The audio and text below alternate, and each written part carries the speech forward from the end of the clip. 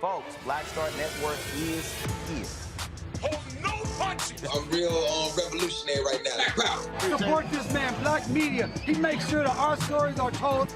Thank you for being the voice of Black America, Roland. Stay black. I love y'all. All momentum we have now, we have to keep this going. The video looks phenomenal. See, there's a difference between Black Star Network and Black-owned media and something like CNN. You can't be Black-owned media and be scared. It's time to be smart. Bring your eyeballs home. You dig?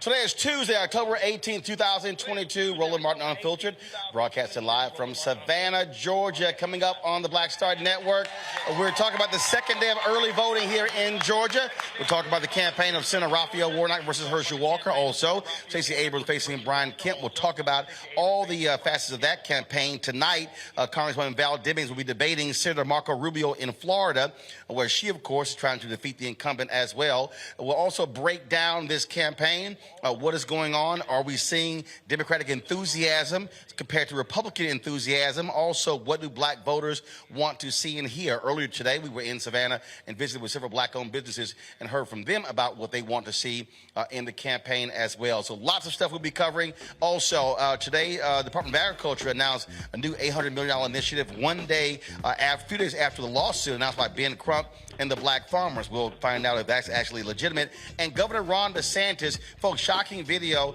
where police were arresting formerly incarcerated people who actually voted. Y'all remember, Florida told them they could vote, but then his unit claimed voter fraud. Stunning video will show you there as well as he faces former Congressman Charlie Crist, the next governor of Florida. That and more right here on Roland Martin Unfiltered on the Black Star Network. It's time to bring the funk. Let's go. He's got it. Whatever the biz, he's on it. Whatever it is, he's got the scoop, the fact, the find. And when it breaks, he's right on time and it's rolling. Best believe he's knowing. Putting it down from sports to news to politics. With entertainment just for kicks, he's rolling. It's on go, roll, y'all. It's Roland Martin, rolling with Roland now. He's funky, he's fresh, he's real, the best, you know he's Roland Martin now.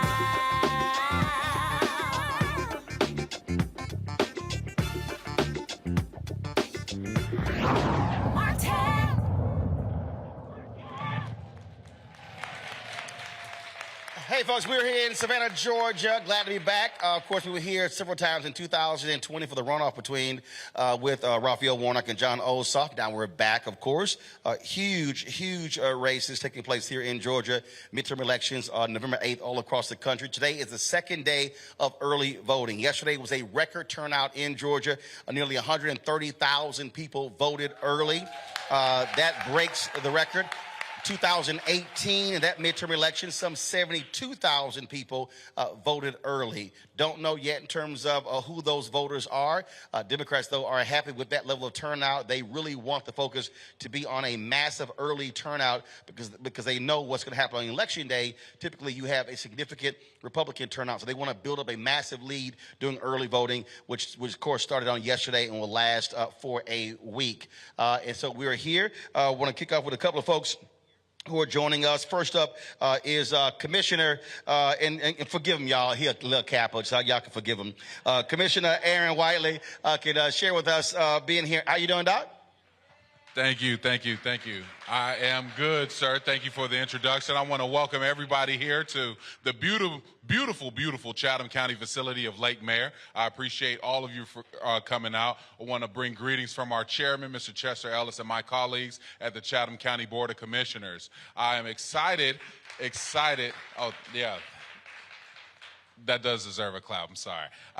I'm excited that we are here talking about voting issues. It is vitally important that we all take part in the political process, and understanding why we're voting, who we're voting for, and having these discussions are vitally key to our community's growth and development. So I want to thank Mr. Martin. I want to also thank the Trident Group for making this happen with Moncello. If you could raise your hand, sir. Trident Group, thank you guys for putting this together also.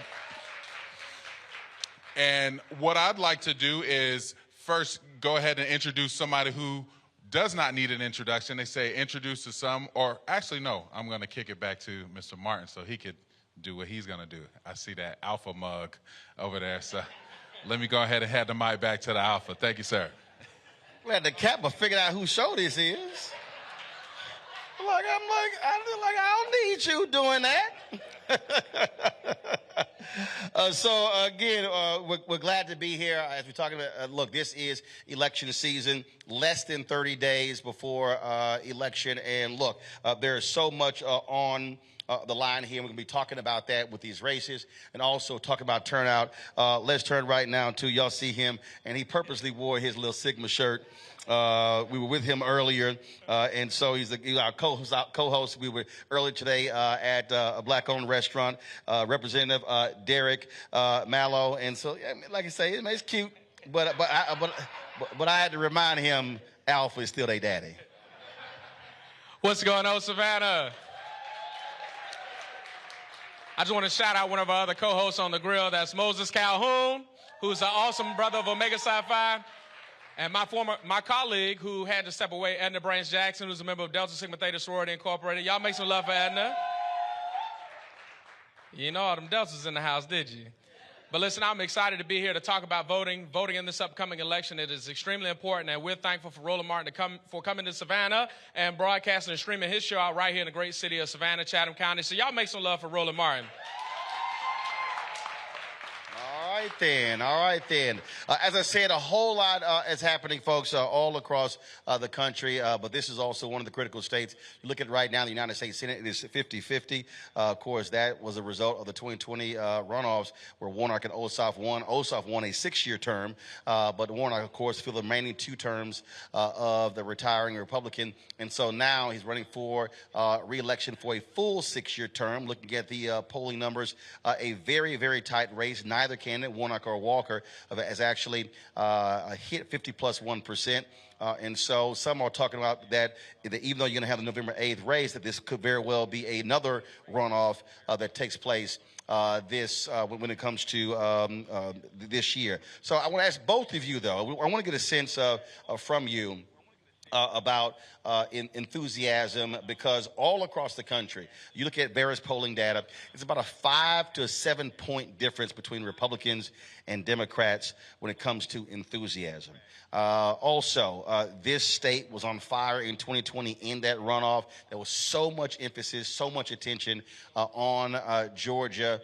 And obviously, you have multiple races going on, but so you don't have the same level of intensity. And so just your perspective in terms of what you're seeing, what you're hearing in terms of folks, do you see the intensity, understanding how critical this race is and what the turnout needs to be?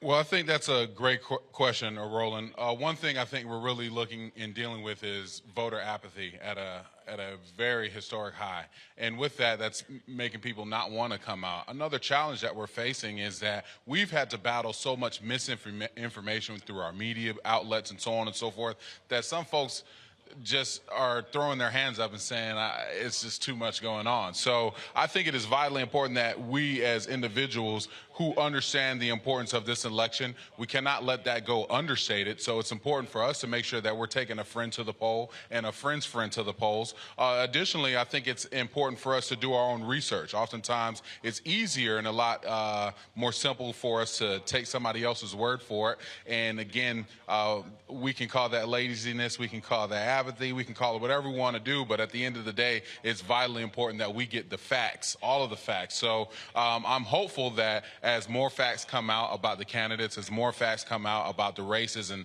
the importance of the race, we'll see more excitement brew.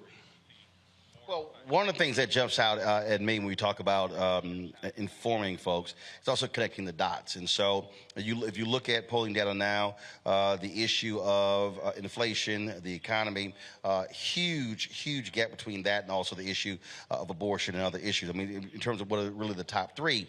And so new polling data shows out where on the independent side, Republicans are plus 18 with women in terms of, and obviously Republicans are getting, their women voters, but Democrats are getting their women voters as well. That's going to be a huge block. But in terms of African Americans in this state, you have President Biden's approval numbers that are very low in this state. That's also impacting black polling data as well. And so what is happening in these, not just the cities, but also in the communities, down to the precinct level, of being able to tap where people are, who didn't vote last time, and how you're trying to reach those folks to support critical candidates, especially Warnock and Abrams. What is happening here in this city? Well, I think we're doing a lot in Savannah to get people to turn out to vote and to decrease the amount of voter apathy that we have. And, I mean, it's all about just spending time on the phone, talking to voters, explaining what each candidate has done for black Georgians, what they're going to do for black Georgians. But as you and I talked about earlier, voting is our medicine. And so you don't take medicine one day to get rid of a cold. You have to take it over a regimented course or period of time that you have to take medicine. It's a 7-day course, a 14-day course. And guess what? Just because you got rid of the cold don't mean you have to stop taking medicine. So we have to continue to be engaged in that process, taking our medicine. But after we take our medicine, we got to go back to the doctor and get a checkup and say, hey, I took the medicine. These are the side effects of the symptoms I'm still having. What do I need to do next? And so after November 8th, after we elect Raphael Warnock as senator and Stacey Abrams as governor, y'all make some noise. We have to make sure that we continue to educate the electorate that it doesn't stop there. You got to come back out and talk and hold those politicians accountable for what you're asking for, because how can they deliver something that they don't even know that you're asking for? And as you talk to most voters and you say, why are you upset? They say, well, I didn't see this for black people. I didn't see this. Great. Who did you tell? Oh, I didn't tell nobody. Well, how are we supposed to know what you wanted if you didn't tell us what you wanted to see us do? So I think when we have those conversations and educate the electorate, hey, vote the entire ballot, vote down the ballot, vote for every candidate that's on the ballot. And let me tell you, these are the folks that are going to do something for you, because if you look at the other side, they're not going to do anything for you. And they've already told you what they're not going to do. In fact, you educated me earlier today. We have a U.S. senator that said we don't have enough folks in prison. So when you think about the difference between Raphael Warnock and Herschel Walker, I think the choice is clear that Raphael Warnock has the credentials to be our U.S. senator. And we as a community, each person here, each person on the live, has to tell people to come out and vote and why they should come out and vote, and encourage them and push them until they say, don't text me no more about voting. You got to turn into the people that's texting you about voting to your friends that you know aren't getting texted. Well, I think when you start breaking down, who turns out, I mean, the reality is, if you look at polling data, even Joint Center has done, NMPA has done, especially among black folks, 65 plus, highest voting category. And as you go down in each voting block, it gets lower and lower and lower. And so one of the things that I have consistently said to millennials, Gen Z, is that you can't talk about or complain about, well, why do we have all of these boomers who are in office if you're the largest voting block and then you don't vote? And so what has that conversation been like, trying to reach those college students, trying to reach folks who are not in college, but getting them to understand that you have power, but at the end of the day, if you don't use it, it's simply untapped power? Mm-hmm. Well, one of the things that I've tried to do is make sure that I do what I can to build a bench, bring somebody along, take somebody under the wing, whoever wants to shadow me or anything as an elected official, I offer that opportunity. And it's important that we as Americans build a bench of voters, because the less of us who are voting, then that means that the decisions are going to be made by a small minority of people who may not necessarily have your community's best interests at heart. So really engaging, as a parent, I've made it a point to myself and my wife to engage our kids about the importance of voting and just kind of their thoughts. And one of the things that we see, again, going back to my earlier comment, that laziness, some folks will rather get their information from TikTok and social media, which oftentimes are being used as tools for propaganda and also misinformation. So when we're engaging those Gen Zers and those millennials, which I am a millennial, we have to make sure that we're also making it plain to them. You know, something as simple as understanding that Raphael Warnock was one of the sponsors of a bill that made sure that grandma can get insulin and not have to pay out the yin-yang for insulin. You know, making it plain and bringing it to a tangible reality for our youth, I think, is incredibly important, because otherwise it just seems like optics, it seems like semantics, and not something that they really can affect. Well, and of course, on that point, remember, every Republican in the Senate voted against capping insulin at $35. So, I mean, that's an important detail as well when you're talking about, you know, who's actually going to do something. One of the things, I was watching, of course, a debate the other night, last night, between Kemp and Abrams. One of the issues that I'm always covering, of course, deals with black businesses. And so I saw it posted that black businesses in Georgia are getting less than 1% of state contracts. What in the hell? Explain that. Well, so we can start off right there. The state of Georgia has no DBE, MBE requirement at all when it comes to contracting in the state of Georgia. And in fact, one of the issues that black businesses run into in the state always comes back to bonding capacity and the ability to get, if the project costs $1 million, $5 million, to get bonded on that project is extremely high. But we know that the state will bend the rules for their friends, right? So I've seen $1 million grass cutting contract be broken down into four $250,000 contracts to support rural Georgia, right? But when you come to the more suburban and metro areas, oh, we can't bend the rules. It's got to be X, Y, and Z. And so when you talk about a state that's the #1 state to do business, I always say when Governor Kemp touts that, it's a lie, because it's not the best state for black business. And we can do a lot more in the state with record surpluses to make investment in minority, women-owned businesses in this state, to create a pathway for them to get access to capital so that they can have opportunities to compete and bid on these contracts. One of the reasons we don't do as well is because access to capital. You can't get banks to lend. And in fact, in the legislature, it was actually a policy that the only way that you could be in the legislature is if you were in a rural community and you owned the bank, and you could be a legislator was only if you owned the bank. You couldn't work for the bank. You had to own the bank. And so a lot of people in this legislature currently are people who benefited from owning banks. And so when you own the bank and you make the loans, you can make loans to all your friends because you own the bank.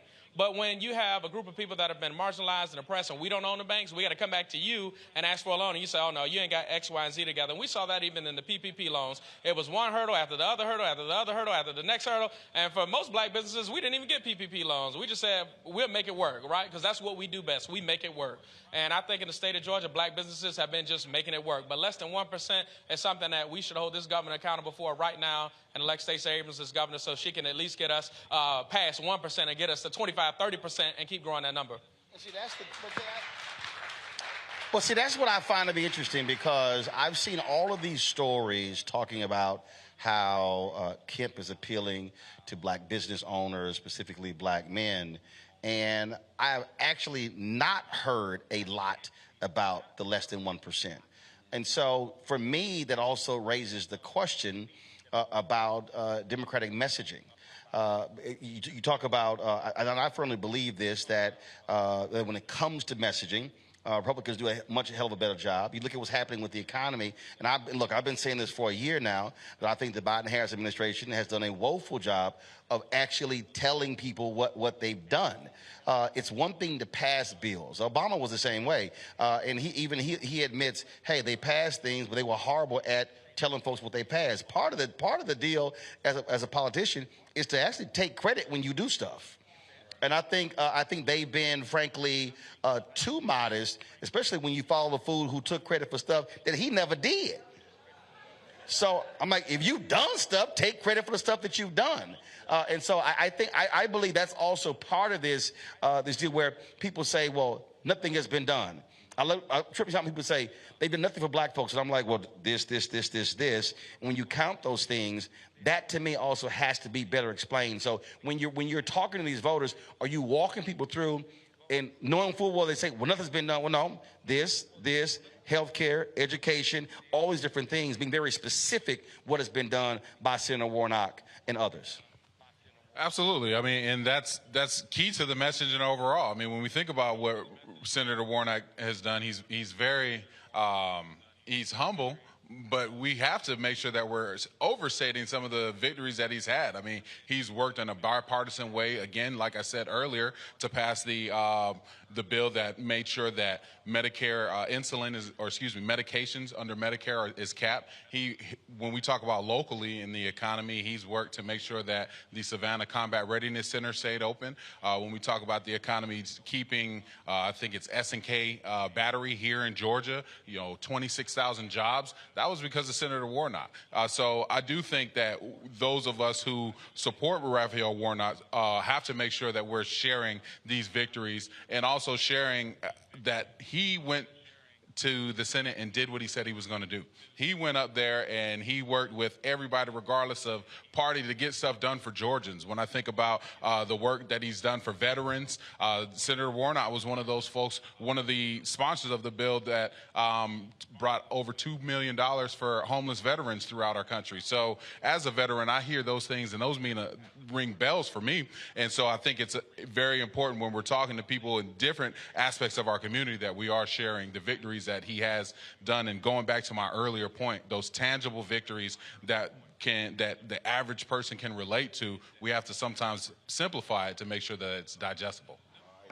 Last point for you, and that is this here. If there's someone who is a millennial and they're just sort of stuck on the fence and they're like, hey, I don't see any point in this, what would you specifically tell them why they must use the power of the ballot? I'm just telling everybody, I remember when Senator Warnock went to Washington, and he said, if you send me to Washington, I'm going to make sure that I deliver. The first thing I get for y'all is a STEMI. And he went to Washington, and he cast one of the deciding votes to make sure that $1,500 that Americans desperately needed, he cast a vote to make sure that we were able to have that. And we couldn't have done that without Senator Raphael Warnock being the senator from Georgia. And he worked hard to deliver not only that issue, he went to back not only with the Savannah ports, he went back to bring money back, historic funding for HBCUs. So if you're a millennial and you attend an HBCU in the state of Georgia, you got to understand we've been historically underfunded. And if it wasn't for Senator Warnock making sure that CARES Act dollars went back to HBCUs, that then went back into students' pockets to help them through the pandemic, then you've missed it. I need you to get plugged in so you can understand when you got that refund, that was because of Raphael Warnock.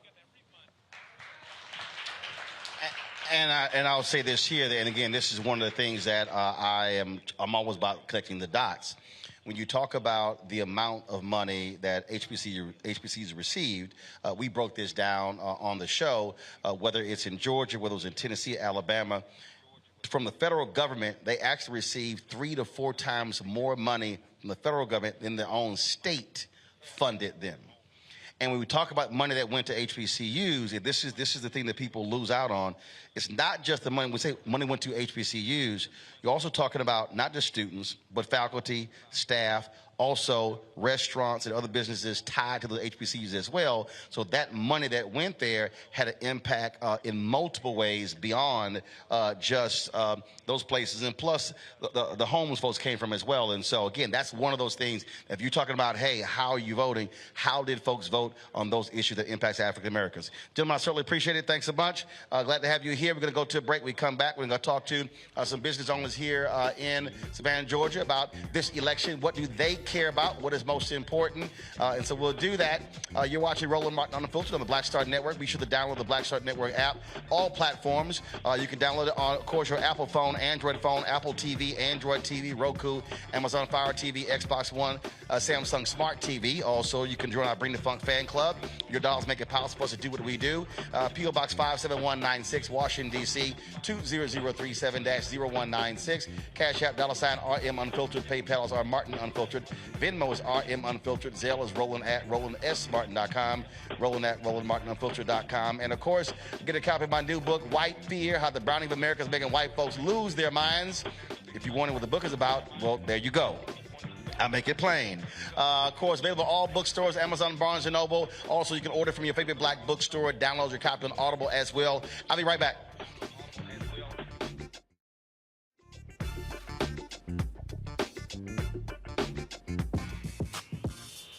When we invest in ourselves, our glow, our vision, our vibe, we all shine. Together, we are black beyond measure. Welcome to Atlanta, one of the most expensive housing markets in America. But rather than help out, Brian Kemp cashed in. he made hundreds of thousands of dollars in real estate. His net worth skyrocketed. And while Atlantans struggled to stay in their homes, Kemp gave $10,000 tax handouts to the richest Georgians and a nearly $700 million no-bid contract to his campaign donor, Brian Kickback Kemp, making Georgia work for him, not you. When we invest in ourselves, we all shine. Together, we are Black beyond measure. You know what's on the ballot. It's not just legislation and policies we believe in. It's democracy. Our democracy. There's a choice on the ballot between freedom and fear, between cruelty and compassion, between chaos and community, between voting or violence. And the end of rights generations have fought for. The extremists have a plan, a roadmap for a nation where your voice is silenced and your vote is a memory, where they count their votes and cast ours aside. That's why this year, this fight, this vote is so important. Register, engage, volunteer, fight back against the disinformation and despair, and most of all, vote, because your vote is all that stands between our future and theirs. Hatred on the streets, a horrific scene, a white nationalist rally that descended into deadly violence. White people are losing their damn minds. As an angry pro-Trump mob storms the U.S. Capitol, we've seen shooting. We're about to see the rise of what I call white minority resistance.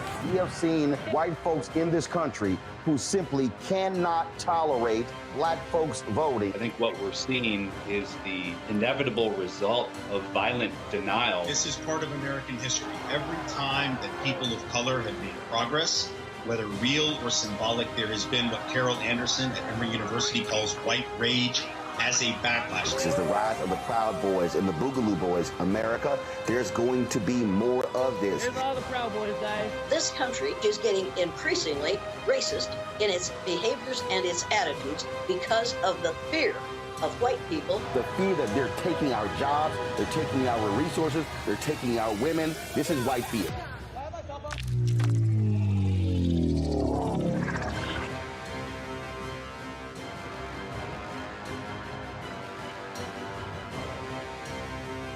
Libraries empower the community with education. Liberia Economic Development Initiative, LEDI, is hosting the International Life Changers Awards and Liberia's bicentennial to celebrate LEDI building the country's first modern public library and technology center. Join event host Roland Martin. Our honorees, Reverend Dr. Jamal Bryant, Zernona Clayton, Thomas Dortch Jr., Dana Lupton, Dr. Tammy Graysteele, on October 29th at the CNN Center, Atlanta. There are no public libraries in Liberia, but together we can change that. Get tickets at ledinow.org. Hi, I'm Kim Burrell. Hi, I'm Carl Payne. Hey, everybody, this is Sherry Shepherd. You're watching Roland Martin Unfiltered.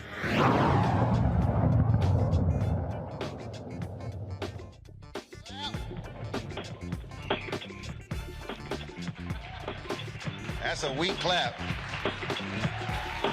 See, y'all see what happens when they got barbecue? They just don't even clap. They like, yeah, we're going to the back for some food. We'll holler at y'all later. Welcome back, folks, to Savannah, Georgia. We're here, of course, second day of early voting here in Georgia. Glad to be here on the ground. We were in, of course, Swainsboro, Georgia last Thursday. Was it last Thursday? Was that last week? Then, of course, Valdosta, Georgia last night. We'll be back here next Monday and Tuesday as well. So glad to be back. I got a couple of folks here who are business owners here. Let's welcome right here, of course. We have Sabria Scott Realty. How you doing? Yeah, she all nervous and everything. I don't know why she's nervous. And we also have Gary. Is it Gordon or Gordon? Gordon. 520 Wings owner. All right, glad to have you as well. So let's talk about this here, because I was talking last segment about business owners and what people are talking about. It's interesting. I was talking to a woman today, and she said she's a new business owner, and she said on a number of issues she's absolutely with Senator Warnock, but she's looking at it strictly as a business owner, so she's looking at tax policy. And so talk about that. That's sort of, because I hear that a lot as well, where folks are like, hey, I line up with Senator Warnock on these issues, but the dominant issue for me is also my business and having lower tax rate, things along those lines. Are you hearing that discussion among other business owners, and are folks sort of on the fence there when it comes to something like that? Well, I think that is very important, but you do have some people that's on the fence about the taxes, right? For me, I'm a small business owner, the owner of Scott Realty Professionals, and when everything shakes out, I'm kind of up here versus down here, but I'm really not rich. You know what I'm saying? So what happens is I'm paying the higher taxes. So for a lot of my friends that are business owners, they feel like, well, hey, you know, when I'm looking at the tax policies, when I compare them to the Democrats and the Republicans, it's kind of like I'm getting more of a tax break with the Republicans. But for me, I'm not just voting for myself and my business. I'm voting for my family. I'm voting for my children. I'm voting for my clients and everybody. So I'm not the selfish person that's saying, okay, well, you know, my business would be thriving a little bit more if this person was in office. I'm looking at the whole picture. So I think that's very important, especially with being a small business owner. Well, again, that was one of the couple of things we were talking about earlier. And again, that's when people are voting, folks vote in different ways. Some folks are voting just about single interest only, or just about, you know, how it affects them, whereas others are saying, hey, this thing is much bigger than you, and also it's bigger than that one particular issue. What is it for you? I want to just piggyback on pretty much what Sabria said. I own 2 restaurants in Savannah. One of them is a bar, and a lot of times in the evenings, I get a lot of females at the bar, and I see a lot of concerns as just women's rights. And I know, you know, we had the big thing, you know, with them overturning abortions in the United States, and that's a lot of topic at my restaurant a lot. So, like I said, I think if you vote other directions, you know, you may get a tax break, but I'm voting, and a lot of my customers are voting just for the everything else besides that kind of. It's deeper than just, you know, saving some money in the long run. Yeah. And speaking of that, when you're hearing these conversations, what role are you playing, and are you seeing the back and forth? Are you seeing, to the point earlier, are you seeing people who are bringing in misinformation, or are you seeing people really understanding what is at stake, and are they factoring sort of all of that in? Me personally, from what I'm seeing, you know, 99.9 of my consumers or customers are voting for Warnock. I mean, if we talk about Herschel Walker, it's just comedy. But when you talk about policies, you know, just between the 2 candidates, man, I think it's a no-brainer, and that's what I'm hearing, you know, at my establishments. You know, everybody's looking at the policies, breaking them down, and everybody is just like a no-brainer. What have your conversations been like with friends and families and others around this particular election? Well, it's been a bit different because I'm in an industry that is actually white male dominated. And so I attended one of our realtor events just recently, and we were at an oyster roast actually, and one of the guys were over there talking, and he was like, you know, so-and-so is running for whatever office, and you know, he's a black man and you should vote for him, and he's a Republican, and blah blah blah. And then he started talking about women's rights, and no, he supports, what he said was he supports the new bills with, you know, reversing Roe versus Wade. And I said, well, I think you're at the wrong table. I said, I'm just going to be real clear. I think you need to stop it right here. But all of us women at this table, we think that it should be a woman's right to choose. So I think that that's very important. That's one of the biggest issues that the women around me have been discussing. I just ultimately feel like that's a woman's choice. And if whether it's Warnock or whoever, I think at the end of the day, whatever a woman chooses, at the end of the day, if they got to take it up with God, that's what they do. But it should be their choice. She like Warnock or whoever. She like, I ain't even mentioning his ass. She like Warnock or whoever. She like, whatever his name. So wait, so he actually said that it was a table of women, and he said that? It went all bad. It went all bad. One of my agents, she's in the audience. I say, listen, you at the wrong table. I think you need to stop it right now. She's about to say, "Team, whip that ass," about to show up right now. That's what she's about to say. She's about to say there. Also, let's talk about this again. We talk about businesses. Earlier, again, the conversation I had with another business owner, she talked about the whole issue with lack of access to capital. When you look at, this is pre-COVID, when you look at black-owned businesses, some 2.6 million black-owned businesses across the country, but 2.5 million had one employee. And so people keep talking about how, oh my goodness, we're seeing these increasing black-owned businesses, but we actually aren't, because they're sole proprietors. And so if you only have, if it's just you, I mean, you're not actually building capacity. And so are you hearing what you want to hear from the candidates you're supporting when it comes to how to help and grow black-owned businesses in this city, state, and in this country? Yeah, I think so. I was talking to a banker a couple of months ago just about lending, and she was asking me how did I feel, and I just told her, you know, I'm used to the used to. I mean, when you're a black-owned small business, man, you're just used to getting it out the mud. But I am looking forward to see if Warnock can do some stuff to change it. But again, I'm just used to being so hands-on and so used to not getting the loans, even applying for them. I'm just used to it. So I am looking forward to see if Warnock can, you know, change my mindset of, you know, we can get more lending for minority businesses out there. And when President Biden spoke at the Congressional Black Caucus Foundation, ALC, he talked about, because on the national level, we talk about Georgia getting less than 1%. On the national level, black people only get 1.67% of the $560 billion in federal contracts, and he wants to grow that from $9 billion to $100 billion, which is going to be certainly a tall order.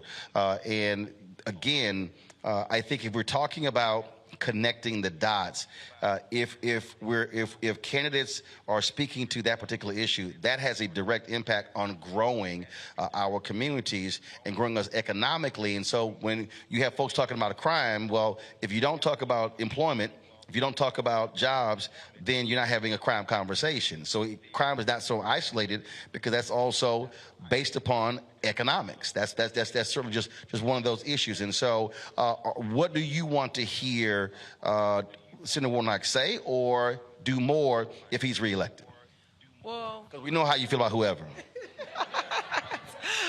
Right. Well, I definitely want to see more opportunity to teach black business owners and minorities, even if you're not a black business owner, how to do business with the government, classes, also how to file your taxes, how you should be filing your taxes, how you should be designating yourself as a small corporation or S Corp, and just also the tax advantages of having businesses and what all things that we should be able to qualify for.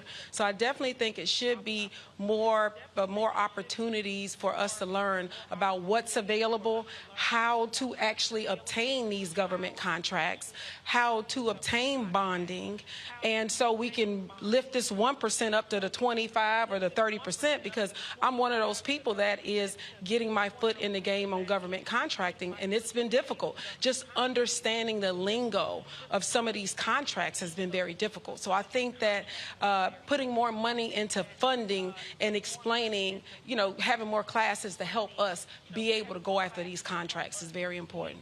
Okay.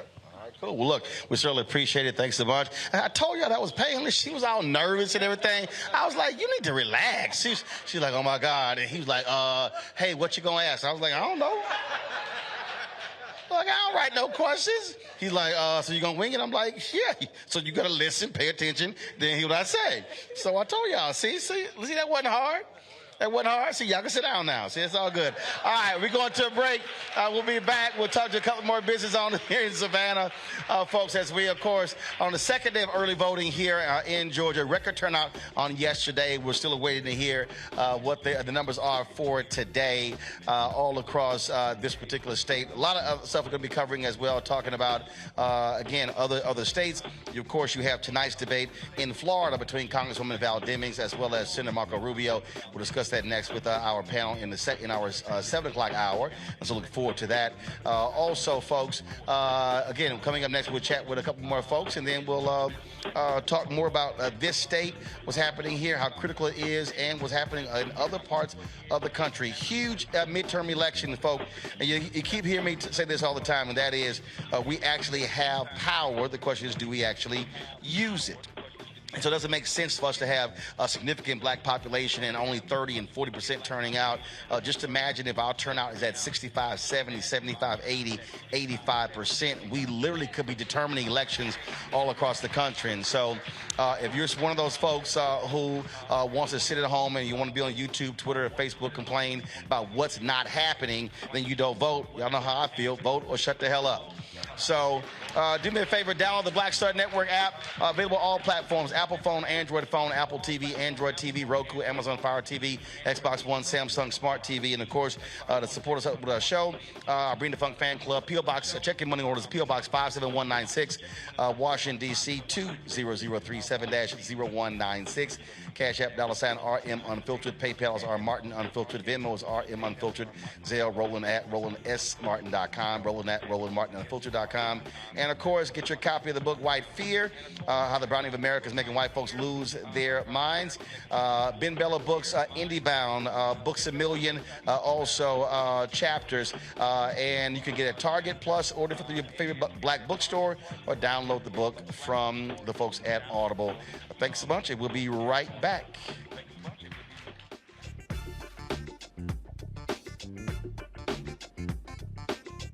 When we invest in ourselves, we all shine. Together, we are black beyond measure. Welcome to Atlanta, one of the most expensive housing markets in America. But rather than help out, Brian Kemp cashed in. He made hundreds of thousands of dollars in real estate. His net worth skyrocketed. And while Atlantans struggled to stay in their homes, Kemp gave $10,000 tax handouts to the richest Georgians and a nearly $700 million no-bid contract to his campaign donor, Brian Kickback Kemp, making Georgia work for him, not you. When we invest in ourselves, our glow, our vision, our vibe, we all shine.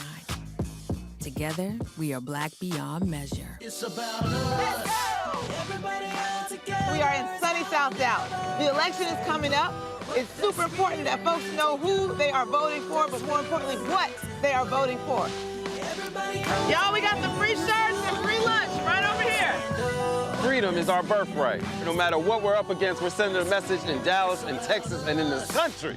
We won't back down. That's what this bus tour is all about. The housing cost is one of the most capitalized areas that we have found. People who are marginalized, that are brown and black, we are suffering the most, and I think that we have the biggest vote and the biggest impact in this election. I'm voting for affordable housing, for sure. We should not be paying the cost of a utility failure because our elected officials are too proud to say, we need help. I know that we can bring out our people to vote. It's a part of our birthright. Right. It's a part of our heritage, and surely it's a part of our present and part of our future. That's right. That's what's up. And we won't black down. Forward that message to 5 friends, because in that message, it's got links to how to get registered, how to check your registration status. Like I said, 2:30 we'll start rendezvousing right here on this street. I am voting to let our voice be heard in the rural communities that, hey, we are people too. There are things that we need. Free shirts, free food, and lots of power. We are in Longview, Texas, where Black Voters Matter, 365. Whatever type of oppression a white supremacist throws our way, we will not black down. We are in relentless pursuit of liberation of our people. Freedom is liberation for black bodies and black communities to make economic change through political power. Freedom is choice. We won't black down. We won't black down. We won't black down. We won't black down. We won't black down. We won't black down. On the next Get Wealthy with me, Deborah Owens, America's Wealth Coach, it's one thing to have a seat at a table, and it's another to be an investor on the cap table of a unicorn. We're talking venture capital with Leisha Bell and how generational wealth is built through early stage investing. I know very few people who do what I do, and that's very unfortunate. And I think Silicon Valley has been unkind to Black people. That's right here on Get Wealthy, only on Black Star Network. Pull up a chair, take your seat. The Black Tape with me, Dr. Greg Carr, here on the Black Star Network. Every week, we'll take a deeper dive into the world we're living in. Join the conversation only on the Black Star Network. When you talk about blackness and what happens in Black culture, we're about covering these things that matter to us, speaking to our issues and concerns. This is a genuine people-powered movement. There's a lot of stuff that we're not getting. You get it, and you spread the word. We wish to plead our own cause. Too long have others spoken for us. We cannot tell our own story if we can't pay for it. This is about covering us. Invest in Black-owned media. Your dollars matter. We don't have to keep asking them to cover our stuff. So please support us in what we do, folks. We want to hit 2,000 people, $50 this month, raise $100,000. We're behind $100,000, so we want to hit that. Y'all money makes this possible. Checks and money orders go to P.O. Box 57196, Washington, D.C. 20037-0196. The Cash App is $RM Unfiltered. PayPal is R Martin Unfiltered. Venmo is RM Unfiltered. Zelle is Roland at RolandSMartin.com. Riddle. What's up, y'all? I'm Will Packer. I'm Chrisette Michelle. Hi, I'm Chaley Rose, and you're watching Roland Martin Unfiltered. Y'all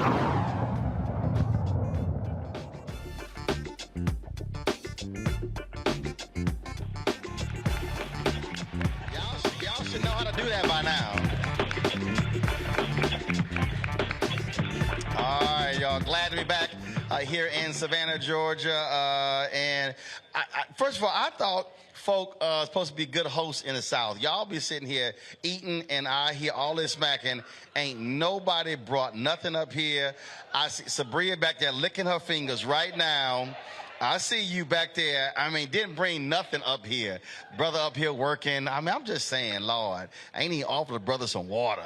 I'm just saying. All right. Right now, joining us right now, folks, Zalonia Williams, owner of Patches. Glad to have her here. Ben Polo Jr., Polo Corporation. He's the president. Glad to have y'all as well. And so earlier, you and I were having a conversation, again, about what it means to own a business, what it means to support the community. We were at the restaurant earlier, and they were talking about, again, what they also do for the community. And that's the thing I think it's important for people to understand. When we talk about Black-owned businesses, the role that they play beyond just the business, but also the support that's being offered in so many other ways to our communities. Well, one, it's my civic duty. Before I'm a business owner, it's my civic duty to vote. Secondly, as a business owner, it's freaking tough. It's no instructions to this thing. I don't come from a family with moolah. It's just tough. And so I've been blessed to be surrounded by amazing mentors to pull me to the side and tell me, you know, hey, yeah, you doing the right thing, or no, you may need to rethink that. But I was the one that was not into politics. I'm like, hell no. Like, this is just not me. I don't do it. My voice is my voice, and this is where it is. But what I found out is that in my latter years in business, that politics is business and serious business. And as I maneuvered through my business, I understood that there were several obstacles that was causing me not to make better business decisions for my business. And so that's when that whole voting thing came into place. And so I understood the importance of voting, and not only my vote, but my family. My mom was not a voter. My mom is not a voter. And so to make sure that she votes and understand that she's helping me out, she's helping her grandkids out, she's helping her great-great-great-grandkids out, that was just something that was instilled in me by my mentors, not my family. It was just instilled in me by my mentors. And so for those reasons alone, I go to Warnock. You know, this is, I stand for him because he was in the trenches. He lived in the trenches. I lived in the trenches. And so he slowly but surely crawled out the trenches. You know, I'm getting there. But for the most part, he lived the type of life that I seen as a child. And so I think more so his platform and all of those good things up under that I stand for. So it's one of the reasons why I would vote. So you made your mama vote? Oh, heck yeah. Yeah, my mom came up with every excuse she possibly can to not, but my back, it was 1 year, she was saying that her insulin was, her her sugar was low, you know, as they would say. It was just so many reasons why she could not vote, but for the most part, yeah, she's now a voter. See, now, mine the reverse. My parents are 75. They work the polls. My mom was a judge. I mean, they do all of that, and so they worked on campaigns. So that's literally been in my DNA my entire life. And so we operate totally different in my family because if you don't vote, you gotta get your ass out the house. Straight, like I got 13 nieces and nephews. So first thing you do, you turn 18, voter registration card. So I mean that we ain't even having a conversation, and so I feel bad if any one of my nieces and nephews ever sat at the dinner table and actually said I didn't vote. The cops probably gonna get called. Somebody gonna get slapped. I'm just letting you know. I'm just letting y'all know right now. If y'all hear reports somebody in the Martin family slapped the hell out of a family member, I guarantee you it was over because somebody didn't vote. I'm just letting you know it's probably how it went down. Ben, she said something I think is important, and that is, she said how voting is business, and that's the thing. It sort of pains me when we battle this over and over and over again, trying to get folk to understand that the folk who get stuff are the ones who are in the game. And even when I listen to people and they say, well, we haven't gotten this, it's also folks who don't stay mobilized after the election. We have so much intensity around get registered and vote, but then when the election is over, we're not showing up at school board meetings, at city council meetings, at county commissioners meetings, except when it's a police shooting or there's a controversial issue. But that's actually how things get done, is when we are making demands after the election. Share your thoughts on that. So, twofold, well, a couple of folds. So to talk about politics and voting being a business, for me it is, because we're in the construction business. So outside of myself, we are literally responsible for employees and those employees' families. How many? We've got a total of 68 right now, and that's on one project. So, and you talked about federal contracting. We're heavy in federal contracting. So the voting aspect means a lot more to me because, again, we are literally responsible for families every Friday. They get a check, they feed their families. The policies allow us to compete in different markets that, again, in turn allows them to feed their families. So policies are very important. We're talking about Senator Warnock. I was blessed enough to shoot a commercial for him when he ran. So as far as keeping in touch with the politicians, the politics that are involved in business are key to what I do. So you got to stay engaged. You got to stay plugged in. You allow your employees to do the same thing, and you build a stronger company. And again, opportunities for us pushes down to opportunities for our employees. Everybody wins. And I think one of the things that happens, and you know, it's always an interesting thing when I try to walk people through this. I said, first of all, if you're not having a money conversation, you're not having an American conversation. You're just not. And you know, I think that, again, when I listen to a lot of people talk about, well, our communities and what's happening, and then I start asking them, well, what do you care about? And then when someone says what do they care about, then I ask the next question, okay, well then what are you doing about that? And so you were there, and so once the light bulb went off, what did that then do for your activism? Because a lot of people say, look, man, look, I got a business, I got a family, I don't have time to add something else. But I mean, you got the shirt on, you got 3-4 buttons on. So it really does, that light bulb really went on for you. Well, this is my business. Everything that you see is my business. So what I have learned is that a closed mouth will never get fed. We know that, right? And so if I'm wearing... I'm going to eat barbecue right now. So that stated, everyone that I'm wearing, everything that I have on, I have met these people. So, and they patronize my business. So the question is, do you know me? Do you know me? So if I am wearing anything that I have on, I will not Nike. I understand and I respect it. Louis Vuitton, I get it. But there's patches. There's patches, right? So I want to make sure that Warnock, hey, where's that patch jacket? Tighten up. You know, I need to know that you are pouring back into me as much as I'm pouring into you. So that love should be equally given. Gotcha.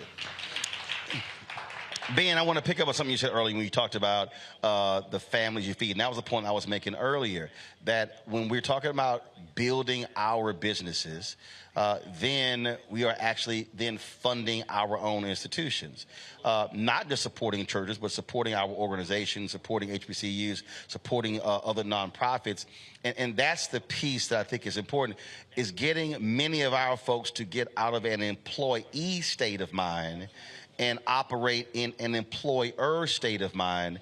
And so the reason I go so hard on this, because again, we're not building capacity.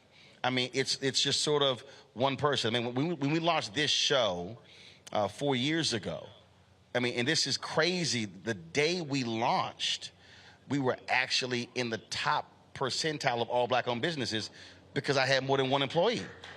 Now, but people have to understand that is, I mean, 95% of all black-owned businesses do less than $5 million or less. That's 95%. And so when people keep talking about the condition of our community, it also goes back to the condition of black businesses. And we know with Atlanta, first of all, the reason Georgia is what it is because of what Maynard Jackson and Andrew Young and Maynard Jackson again, what they did with the airport. But everybody forget, Maynard comes in, Atlanta, blacks were getting 0.0012% of all city contracts. Not 1%, not a 0.5%, not a quarter, not 0.10, but 0.0012. I mean, that's virtually nothing. And when he said tumbleweeds will go down this runway before I let it be rebuilt without black participation, political power impacted black economic power. So that's why when people say, I'm not voting, I'm like, what the hell are you doing? Right. Well, how can I follow that up? Because again, you're absolutely right. But even to go a little bit further with our employees, our position as a company is you may start here, but it shouldn't end here. I mean, I can name, especially folks that's in the crowd from Savannah, I can name contractors right now that have their own businesses, but they started with us. But they started right here with us. Because, again, it was to grow their capacity to make them employers instead of employees. Some of those same people we subcontract to right now because we know their work ethic, because they came through our doors. And that is a revolving situation that can happen not just in my business, but anybody's business. Sabria said it earlier. I'm sure she got some continuing education classes with her employees. Any of them are probably equipped to go start their own real estate business because of what she imparted into them. Gary's no different. These people I know. So that revolving door with regard to how we can actually build our own is feasible, is possible, it's out there. But again, you got to do the groundwork to make it happen. And this is where it starts. It starts at ground level, but you should never have your starting point be your ending point. You got to have an end game in mind, but wherever you start, you got to see direction to build on that and make it something else. Final question for you both, and there's somebody who's sitting out there who's like your mama. What do you say to them right now? Why if they're in Georgia, why they should support your candidate who you win all the gear, shirt and everything. I bet you got some Warnock socks on too. I'm just messing with you. But there's somebody who's sitting there where your mama was. What are you telling them? I kind of look at voting like being in prison. And why I say that is having someone make a decision for you and you not having any right to say or do or feel in that regard. So having, like I said, your civic duty to vote, to actually go out there and do something about how you feel or a policy that you would like to have implemented. To have no voice is to not vote. So sitting at home doing nothing and talking and running your mouth or talking to your friends or, as I stated earlier, just that whole prison mentality of you all discussing it together does nothing for ourselves, our community. And if my mom could go out there and vote, even with her aching bones and all of the excuses that she has made, if she can go out there and do it. And most importantly, I am an educator first.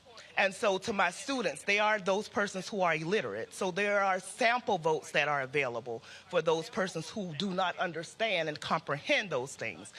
Grab somebody, tap them on the shoulder. What does this mean? What does this look like? Because there's fear. There's fear there when you're looking at those words, or you're unable to talk to that person there at the poll and ask them, what does this really state? And that's, again, some of the individuals that I deal with day to day. So what do we do with those persons? Ask someone. Stop being afraid. There's opportunities out there for you. Savannah have ample amount of opportunity. Marcelo does an amazing job with getting that out there. We are super proud of him. He's kind of like our Superman here. He's doing an amazing job with that. But I would say to anyone that is sitting home wanting to vote, someone like my mom, just do it. I mean, it can't hurt you. Just do it. But make sure you do your research first before you go there and vote. Well, I'll say it can hurt you. It can hurt you because if the person who wins is against all you stand for, you absolutely can be hurted. Can be hurt. Right. Absolutely. Ben, final comment. So the Warnock vote is easy for me for a couple of reasons. Senator Warnock was actually raised in a project that I spent many summers in. My father grew up in the project, was born in the project, couple of blocks from where he was born. So when I look at Senator Warnock, that's me. So that's how I identify with that. He's me. So just based on that in itself, because he is me, I will vote for him. So it's simple for me. With regard to what he stands for, again, you can look in the mirror, that's me. So that in itself is easy. And to educate others to vote, you've got to understand that politicians and policies, if they represent what helps you and your family, then that's the direction that you've got to be smart enough to say, that's the person that represents my best interest, that's the person I need to see in office, that's the person I need to support, and that's the person that I'm going to rely on to make myself and my family situation better. Appreciate it. Thanks so much. Appreciate it. Let me, I'm going to close this segment of the show out before we go to the next hour this way. And I told y'all got to be real careful when y'all posting comments in our chat rooms because I actually watch them. And somebody named Jamal Woods, how many of these black business owners support the black agenda? Well, first of all, Jamal, what the hell is the black agenda? I mean, you're posting in here what the black agenda. What is it? You might want to define what it is before you ask somebody what are they actually supporting. The second thing I think is we also have to deal with there are some simple Simons in our community who really are stuck on stupid. See, I know some of y'all can be nice. Look, the show called Unfiltered. I don't really give a damn what they think, so I don't care. But here's the deal. So I had some folks who were upset. They were like, how dare I demand the Biden-Harris administration award more black-owned media contracts to black-owned media firms. Well, that's what I demanded when I was during the election. So I love all the people who holler tangibles. I want tangibles for my vote. Well, every candidate who came on my show, I demand that they actually do that. Biden-Harris wins. Every time a secretary of a cabinet came on the show, I specifically asked them about black-owned media dollars. Federal government spends $1 billion a year on advertising, and then African Americans only get $51 million out of the $1 billion. And so then you have the people, and again, I'm just understand how the simple Simons. These are the same folk who then say, why you begging Democrats for campaign money? Well, let's see here. $9 billion is going to be spent this political season. Do you know who's getting rich?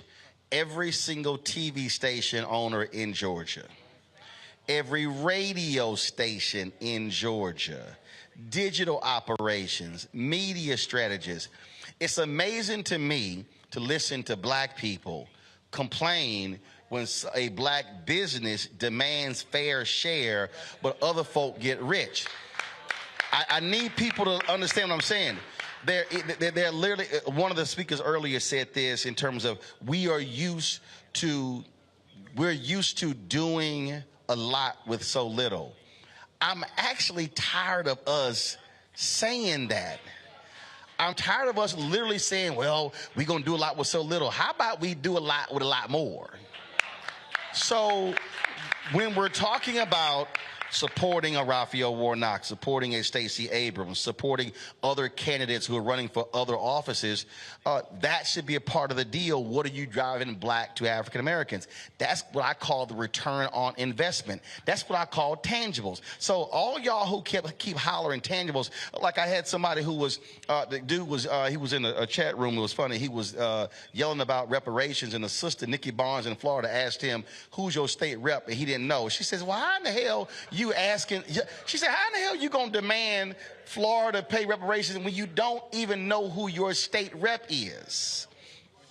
What's happening right now is there are billions of dollars that are being spent in cities like Savannah and states like Georgia in this country. I told you the federal government spends $560 billion a year on contracts. Black people get 1.67%.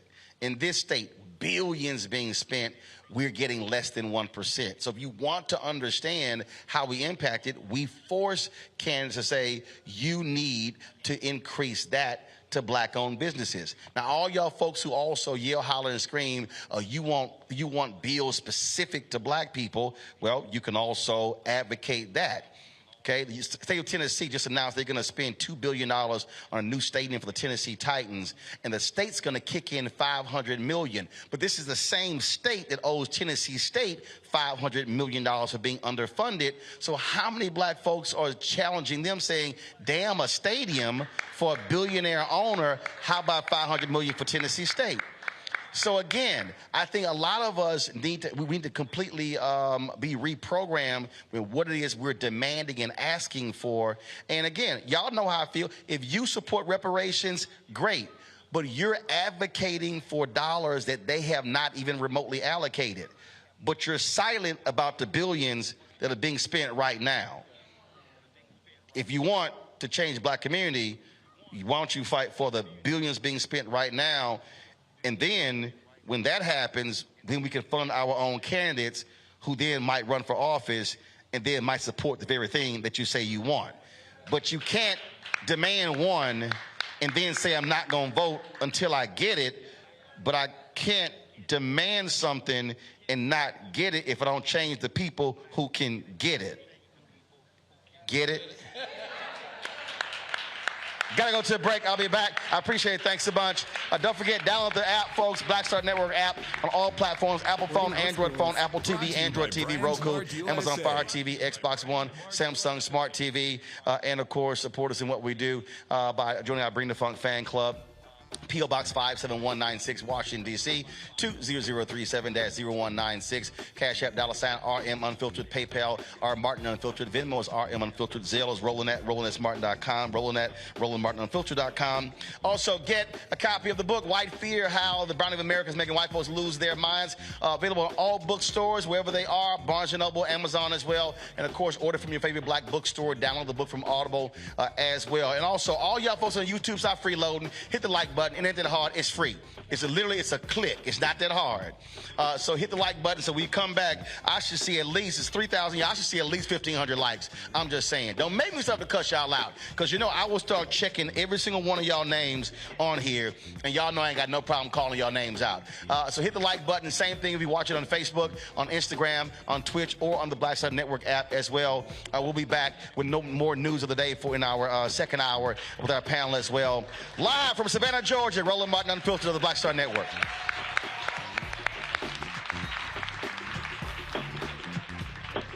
When we invest in ourselves, we are live from Duncan we Theater all shine. on the Lake Worth Together, Beach campus we are of black Palm beyond Beach measure. State College. Welcome to our Atlanta, one of the most Val Demings expensive housing and Senator markets in Marco America. Rubio. But rather than help out, Brian Kemp cashed in. He made hundreds of thousands of dollars in real estate. His net worth skyrocketed. And while Atlantans struggled to stay in their homes, Kemp gave $10,000 tax handouts to the richest Georgians and a nearly $700 million no-bid contract to his campaign donor, Brian Kickback Kemp, making Georgia work for him, not you. When we invest in ourselves, we're investing in what's next for all of us. Growing, creating, making moves that move us all forward. Together, we are black beyond measure. I've always said this, rather than to continue to fight for a fair piece of the pie and the equal slice of the pie, I want my hand on the knife that cuts the pie. And to that extent, who bakes the pie and who puts it in? And that's one of the things that got me involved in going into politics in the first instance. I'm tired of people making decisions for me. Right. And mine. I want to be a part of that decision-making process. And luckily, it has paid off in terms of seeing the progress that many people in America have made, particularly the people of color. One thing bothers me now that we seem to be losing that. Right. By saying that we've got to be more concerned with other people than those people who were here. We built America.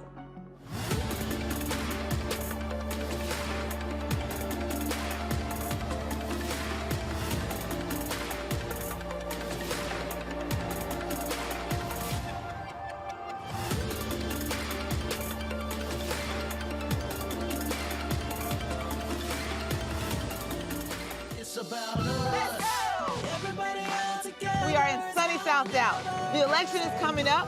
It's super important that folks know who they are voting for, but more importantly, what they are voting for. Y'all, we got the free shirts and free lunch right over here. Freedom is our birthright. No matter what we're up against, we're sending a message in Dallas and Texas and in this country. We won't black down. That's what this bus tour is all about. The housing cost is one of the most capitalized areas that we have found. People who are marginalized, that are brown and black, we are suffering the most, and I think that we have the biggest vote and the biggest impact in this election. I'm voting for affordable housing, for sure. We should not be paying the cost of a utility failure because our elected officials are too proud to say, we need help. I know that we can bring out our people to vote. It's a part of our birthright. Right. It's a part of our heritage. Assuredly, it's a part of our present and part of our future. That's right. That's what's up. And we won't black down. Forward that message to 5 friends, because in that message, it's got links to how to get registered, how to check your registration status. Like I said, 2:30 we'll start rendezvousing right here on this street. I am voting to let our voice be heard in the rural communities that, hey, we are people too. There are things that we need. Free shirts, free food, and lots of power. We are in Longview, Texas, where black voters matter, 365. Whatever type of oppression a white supremacist throws our way, we will not black down. We are in relentless pursuit of liberation of our people. Freedom is liberation for black bodies and black communities to make economic change through political power. Freedom is choice. We won't black down. We won't black down. We won't black down. We won't black down. We won't black down. We won't black down. Libraries empower the community with education. Liberia Economic Development Initiative, LEDI, is hosting the International Life Changers Awards and Liberia's bicentennial to celebrate LEDI building the country's first modern public library and technology center. Join event host Roland Martin. Our honorees, Reverend Dr. Jamal Bryant, Zernona Clayton, Thomas Dorch Jr., Dana Lupton, Dr. Tammy Graysteele, on October 29th at the CNN Center, Atlanta. There are no public libraries in Liberia, but together we can change that. Get tickets at ledinow.org. Hi, my name is LaToya Luckett. Yo, it's your man Deion Cole from Blackish, and you're watching Roland Martin Unfiltered. Stay woke.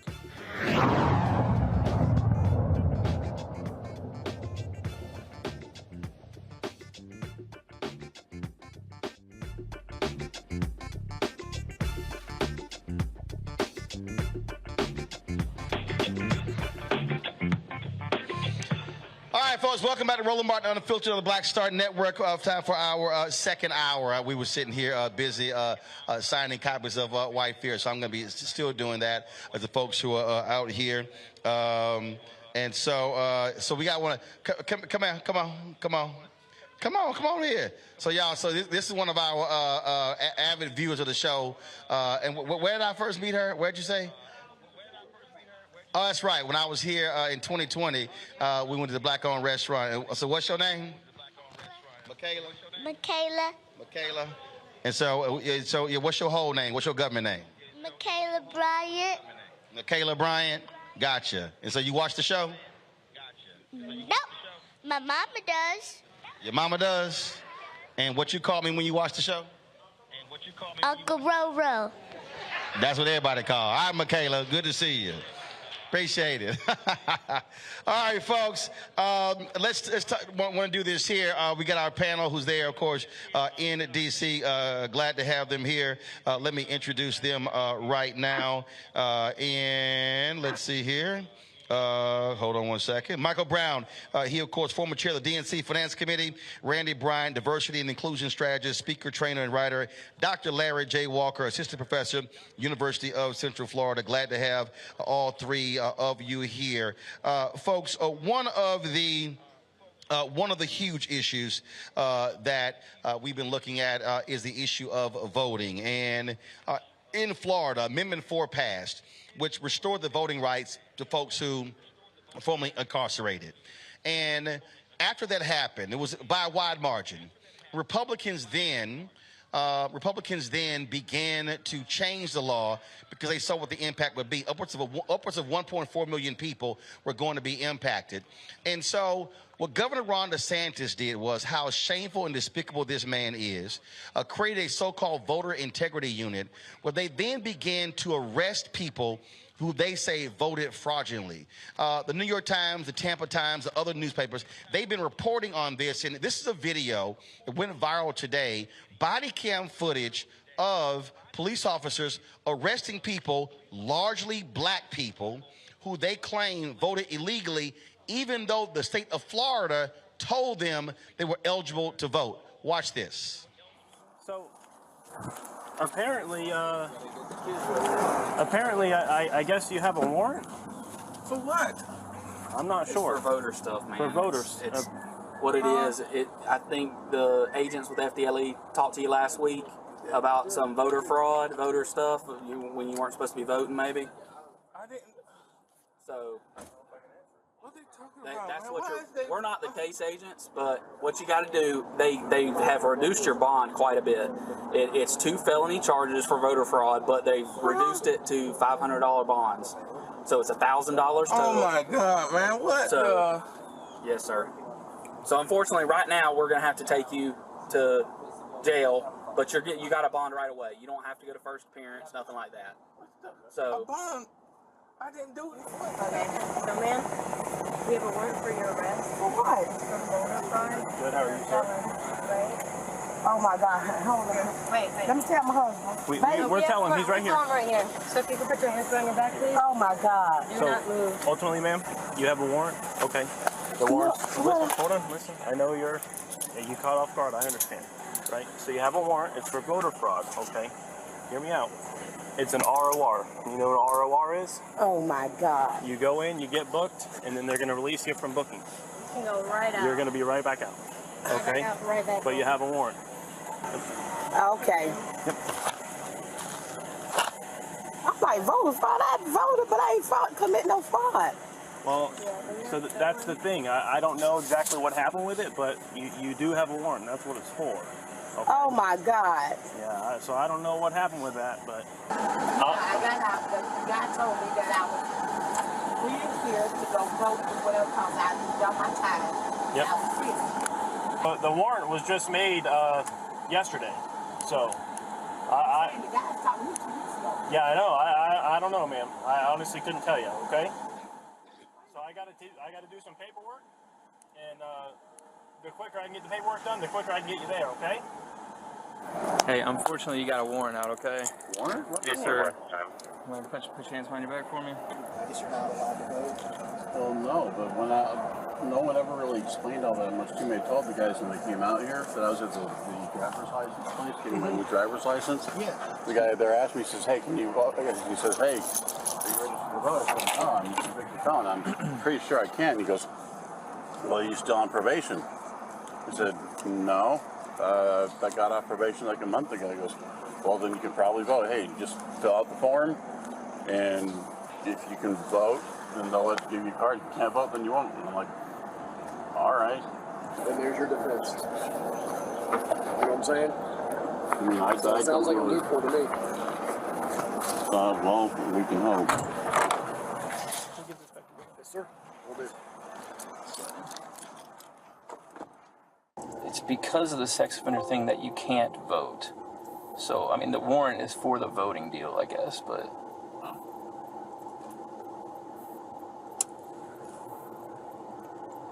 I guess it's kind of all tied together.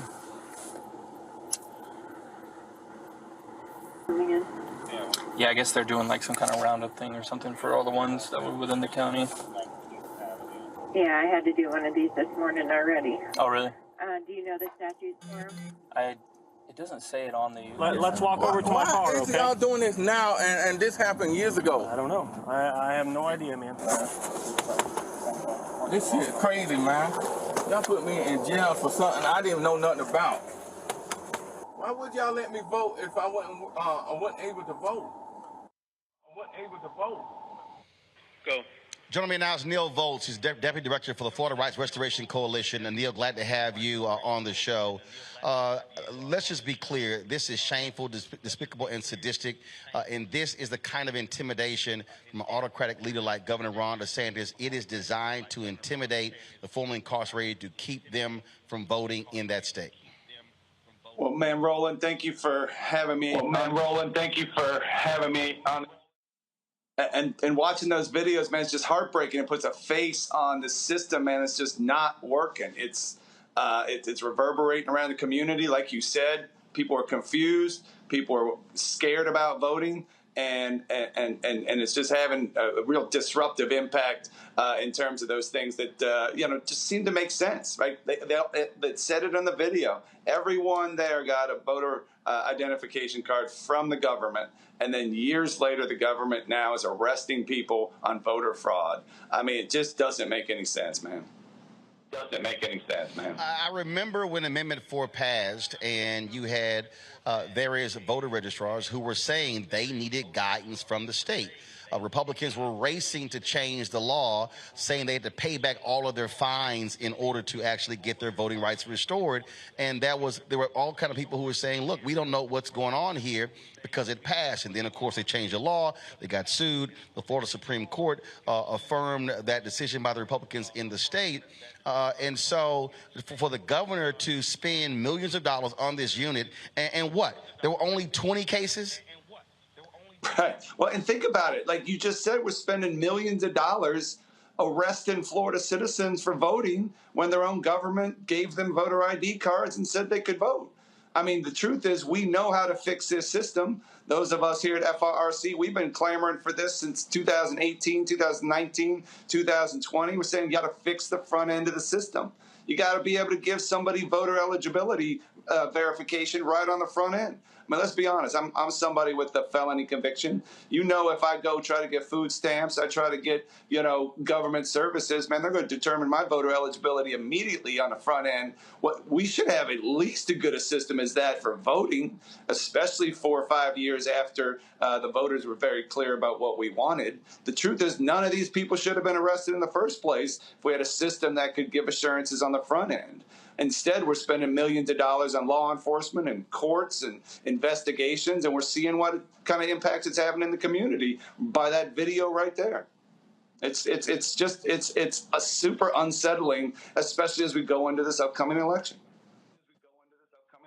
Absolutely. So what are y'all doing right now to warn formerly incarcerated? Because, again, folks are seeing this video, and look, you can even tell these officers were like, we really don't know why in the hell we're here while we're doing this. I mean, they were apologetic for what was going on.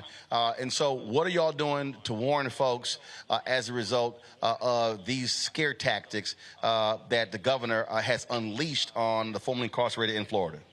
Yeah, I mean, we're doing a couple things. I appreciate you asking. One, once these arrests started, we immediately set up a bail fund. We immediately set up a legal defense fund because, look, we know the system. 98% of people plead out, right? So we got folks put in a situation in which they're sitting in jail trying to negotiate for their own freedom and for their own future, and it's an uneven negotiation. So we want to make sure that we get everybody out.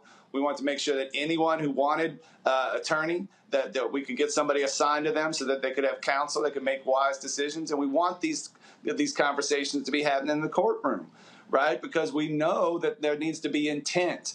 And we didn't see intent from anybody there. We saw shock that they were even being arrested, right? Everyone that we're seeing in those videos are saying the same things that we're reading in all these affidavits, right? I didn't know that I was on the sidelines of my community for years. I wanted to vote. I wanted to be a part of my community, so I did because the government told me I did. And now 2-3 years later, they're getting arrested. So what we're doing is getting the word out to all of our members through our chapters, through webinars, through one-on-one conversations, and making sure that folks know that they can connect with us and connect with attorneys if they have questions, because we got a horrible situation, to be frank, here in Florida. If you're unsure, the system's basically saying don't vote. And we think that's a horrible process. We need to get the certainty back in the system, and that's why we're also grateful for platforms like yours, and in which we can be very, very clear. Other states have figured this out. They know how to determine eligibility on the front end of that process so that we don't have to deal with any of this stuff on the back end.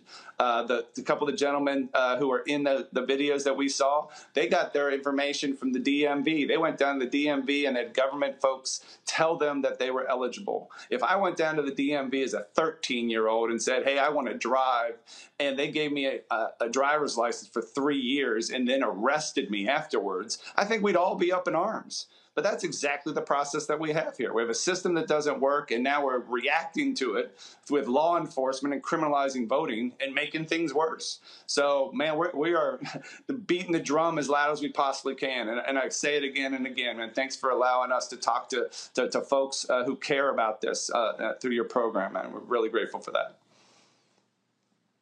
Well, Neil, we certainly appreciate it. Give my best to Desmond and Sheena as well. It's shameful, these folks having to deal with that. This woman trying to go to work, and then she gets arrested. She's trying to tell her husband because of the actions of Florida Governor Ron DeSantis. But we appreciate it. Thanks a lot. Thank you so much. Michael Brown, I'll start with you. Actually, let me start with Larry, since he's there in Florida. Larry, if people need any other reason to throw Ron DeSantis out and vote for Charlie Crist, this is a perfect example right here. I mean, what he is doing, this is about intimidating the formerly incarcerated. And I really hope those upwards of 1.4 million people in Florida who are formerly incarcerated use the power of that ballot and throw him and every single other Republican who passed that law trying to stop them from being able to get their voting rights restored. So, Roland, this video and how they were treated is how with people in the state of Florida, particularly the governor, are treating returning citizens, but not just returning citizens. We also talk about migrants also, right? I think that the issue here in Florida, Roland, is that there are some people who don't have a problem with this kind of behavior. Let's be clear. We even seen some of the recent polling numbers leading up to the November election in the governor's race in particular. But if you're an American and you believe in fairness, you certainly can't believe this is the way things should be done. It's also, once again, as it was, you've highlighted, is that those individuals, the state said that they could vote, and then they were arrested a few years later. So, we're clearly understand that we have an election coming up in a couple of weeks. So it's silly season as it relates to politics. Another layer to this rule, and I think is really important and is terrorizing for Floridians that look like me, is if we allow Governor DeSantis to win in a few weeks, as he ramps up to run in 2024, it will get far worse for Black and brown Floridians. So it is important in the next couple of weeks that we put an end to these shenanigans right now, because we can't allow our everyday individual in the state to be treated like this. And if we allow this this occur in Florida, we'll see that mirrored in other states. But once again, it's silly season leading up to elections, and once again, Roland, there are people in this state who embrace this kind of behavior from the governor.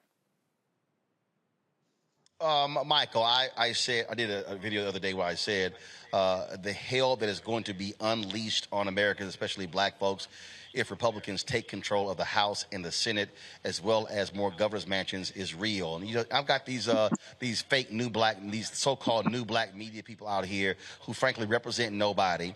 All they do is talk about other people, trying to say, "Oh my goodness, these are scare tactics Roland's employing." No, fools, look at this.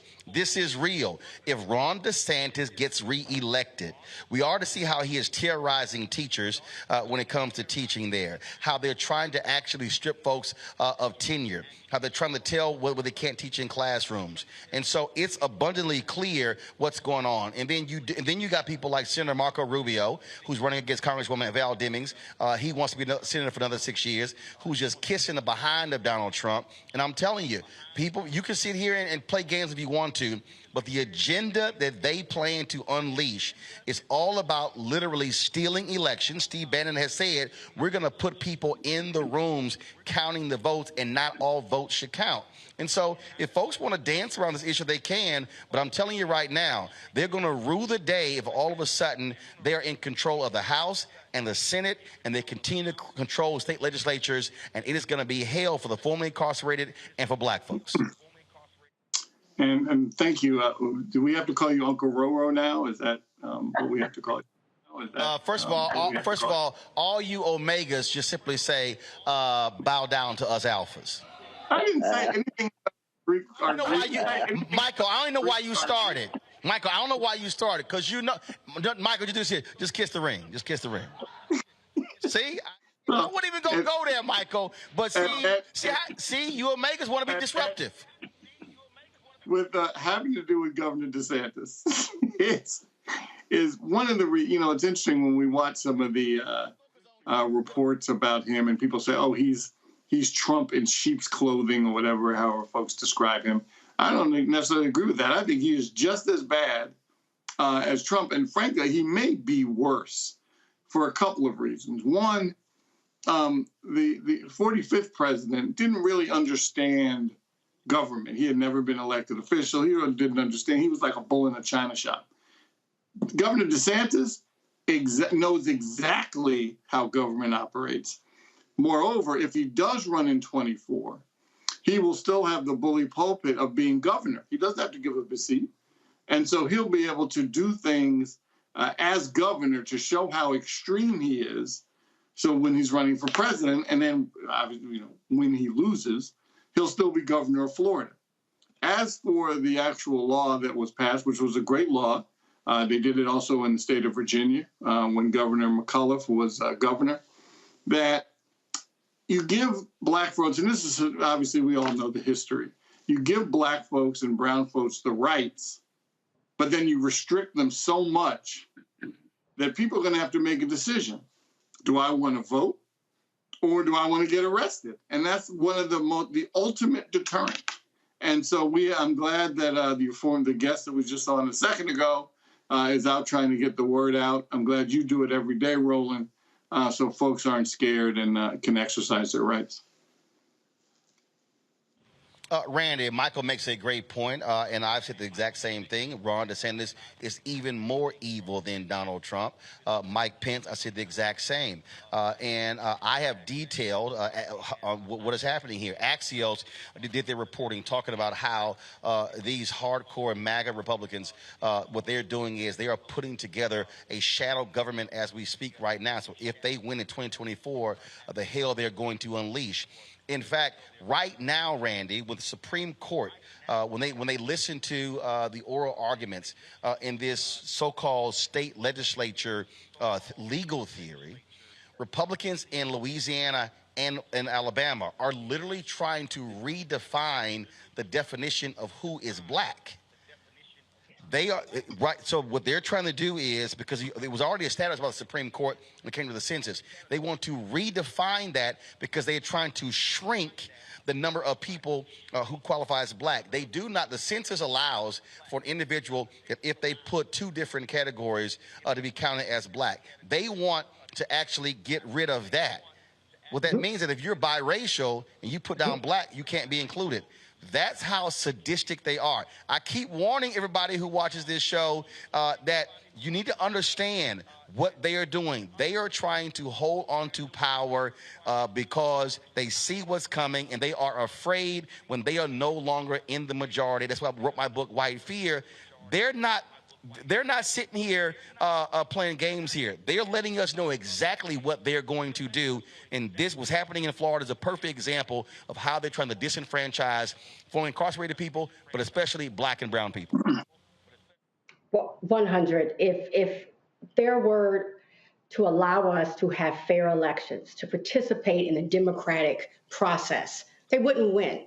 You know, the world has changed now. So what they're doing is creating all sorts of ways to cheat. We see how also the districting is changing in Florida and in all over the United States. I read an article about how they are trying to redefine what African American is. And that's not the first time they've done that. They have always tried to broaden, and they've changed the structure of actually who's accepted and counted as a white person to change numbers. And now with this, and when I saw that there was a task force in Florida, it so reminded me of when our African ancestors were enslaved. And there was a whole group of people meant to really not just catch us, but intimidate us. It should tell people the power of our vote, because what they're trying to do is scare us, not just the recently or the incarcerated, the formerly incarcerated, but all Black people. They understand that we have a fear with systems because, of course, these systems were not built for us and don't treat us fairly. So they're now showing that should you try to participate in the democratic process, you have a chance of being arrested. And they feel that that will keep people home. And they're probably right if we don't go out here and have programs like yours and have these conversations. It's all about intimidation.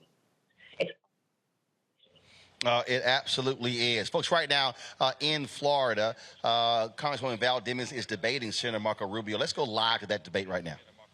Of these restrictions. I have a bipartisan red flag law sponsored with Senator Jack Reed. But the problem is that the leftists in the Senate and in the House, like Congresswoman Demings, are against it because they want the California red flag law that allows your coworker has a grudge against you and can go to a judge and take away your guns. That I'll never support. That's the 30. I'm going to overlook Senator-elect Demings. We're going to just blow by that. I said and then I said Congresswoman Demings. Yeah, thank you. Look, every time we talk about responsible gun ownership and legislation that could help protect lives, you pull the Second Amendment out. My father was a gun owner. Has nothing to do with the Second Amendment. This is about taking dangerous guns out of the hands of dangerous people. And the overwhelming majority of people in our nation want us to do just that. How long will you watch people being gunned down in first grade, fourth grade, high school, college, church, synagogue, a grocery store, a movie theater, a mall, and a nightclub, Congresswoman, and do nothing? That is time. I want to give you 30 more seconds, Senator. Well, everything she's for would have done nothing to stop any of these shootings. Every one of these shooters would have passed the background check that she keeps insisting on. No one here is in favor of mass shootings and violence. And that's why she says we did nothing. That's not accurate. The truth, today, you go to the Department of Homeland Security website, and there's a clearinghouse. She's going to mock it. She shouldn't, because the idea came from a Parkland father. And there's a clearinghouse there that basically tells schools, for example, this is what works for safety and this is what doesn't. And we got that put in there. You know who's trying to take that down? The Biden administration. Because they say that to have a school safety clearinghouse is discriminatory against minority students. 30 more seconds, Congresswoman. Is fine. But Senator Rubio thought that he could reduce this very critical issue to supporting a clearinghouse on the Homeland Security website. And he thought he would get a pass for the mass shootings that we've had in our state and doing nothing significant to do anything about it. Your primary responsibility, Senator, is to protect the safety of the people that you represent. We just passed a bill they wanted, and there was a shooting a week later, and the week after that. Why don't we just stop arresting murderers? The only people that follow these laws are law-abiding citizens. A rapist, we are out of a time on robber. this issue, and in this half of this debate, we've reached halftime, and it is brief. So everybody stay tuned. We have many more issues to get to. You are watching Decision 2022, the U.S. Senate debate for Florida. Palm Beach State College, 90 years of preparing top graduates who are industry leaders across Florida and the nation. Find your power at Palm Beach State College. Palm Beach State College. All right, folks, welcome back to Roland Martin Unfiltered. We're going to go to a break. We come back, more on the show. We'll talk more about elections, also some other issues as well. Don't forget, download our app, Black Star Network app, Apple phone, Android phone, Apple TV, Android TV, Roku, Amazon Fire TV, Xbox One, Samsung Smart TV. You can also support the show. Your resources matter. Bring the Funk Fan Club. Checks and money orders go to P.O. Box 57196, Washington, D.C., 20037-0196. Cash App, $sign RM Unfiltered. PayPal is R Martin Unfiltered. Venmo is RM Unfiltered. Zelle, Roland at RolandSMartin.com. Roland at RolandMartinUnfiltered.com. And of course, you can get a copy of the book White Fear: How the Browning of America is Making White Folks Lose Their Minds. They'll be at all bookstores, Amazon, Barnes & Noble. Download it on the Audible, from Audible as well. And of course, you can order it through your favorite black bookstore. Folks, I'll be right back from Savannah, Georgia. When we invest in ourselves, our glow, our vision, our vibe, we all shine. Together, we are black beyond measure. Hi, I'm Dr. Jackie Hood Martin, and I have a question for you. Ever feel as if your life is teetering and the weight and pressure of the world is consistently on your shoulders? Well, let me tell you, living a balanced life isn't easy. Join me each Tuesday on Black Star Network for A Balanced Life with Dr. Jackie. We'll laugh together, cry together, pull ourselves together, and cheer each other on. So join me for new shows each Tuesday on Black Star Network, A Balanced Life with Dr. Jackie.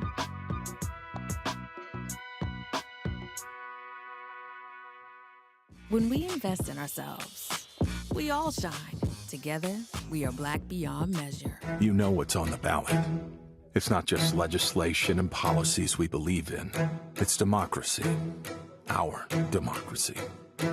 There's a choice on the ballot between freedom and fear, between cruelty and compassion, between chaos and community, between voting or violence, and the end of rights generations have fought for. The extremists have a plan, a roadmap for a nation where your voice is silenced and your vote is a memory, where they count their votes and cast ours aside. That's why this year, this fight, this vote is so important.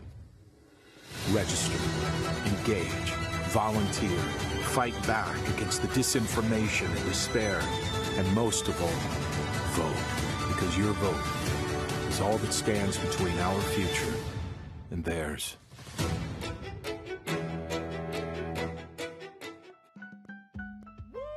We're all impacted by the culture, whether we know it or not. From politics to music and entertainment, it's a huge part of our lives, and we're going to talk about it every day right here on The Culture with me, Faraji Muhammad, only on the Black Star Network. Black TV does matter, dang it. Hey, what's up, y'all? It's your boy Jacob Lattimore, and you're now watching Roland Martin right now. Yee.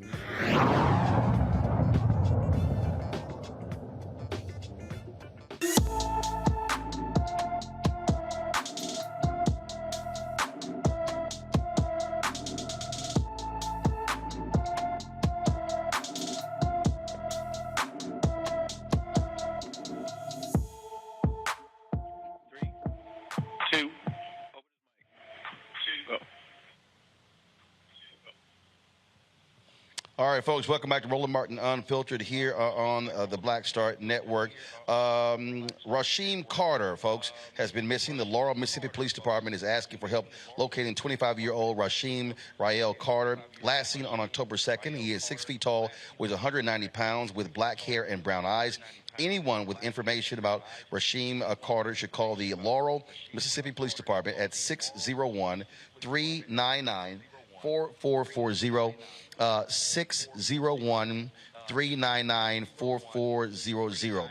Folks, a Texas mother is upset after a teacher actually threw her child and then lied about it by saying the child failed. So, 14-year-old Quentin Proctor attends the Round Rock Independent School District's Goals Learning Center, a school for kids who qualify with an emotional disturbance. Well, on April 29th, 2022, the teen was being escorted out of his class by two female teachers for disturbing the class. Well, they took him to the cool-down room. At some point, the assistant principal, Jacob Thomas, came to relieve the two women. Quentin says he thought he could leave with his teachers. When he tried to walk out of the room, Thomas threw him back in, making him hit his head on the wall. Quentin's mom, Tatiana Alfano, got a call and an email from the school alerting her of the incident, saying her son was defiant, fell down, and hit his head. Quentin told her he did not fall, but was thrown down. She requested the video and saw exactly what happened.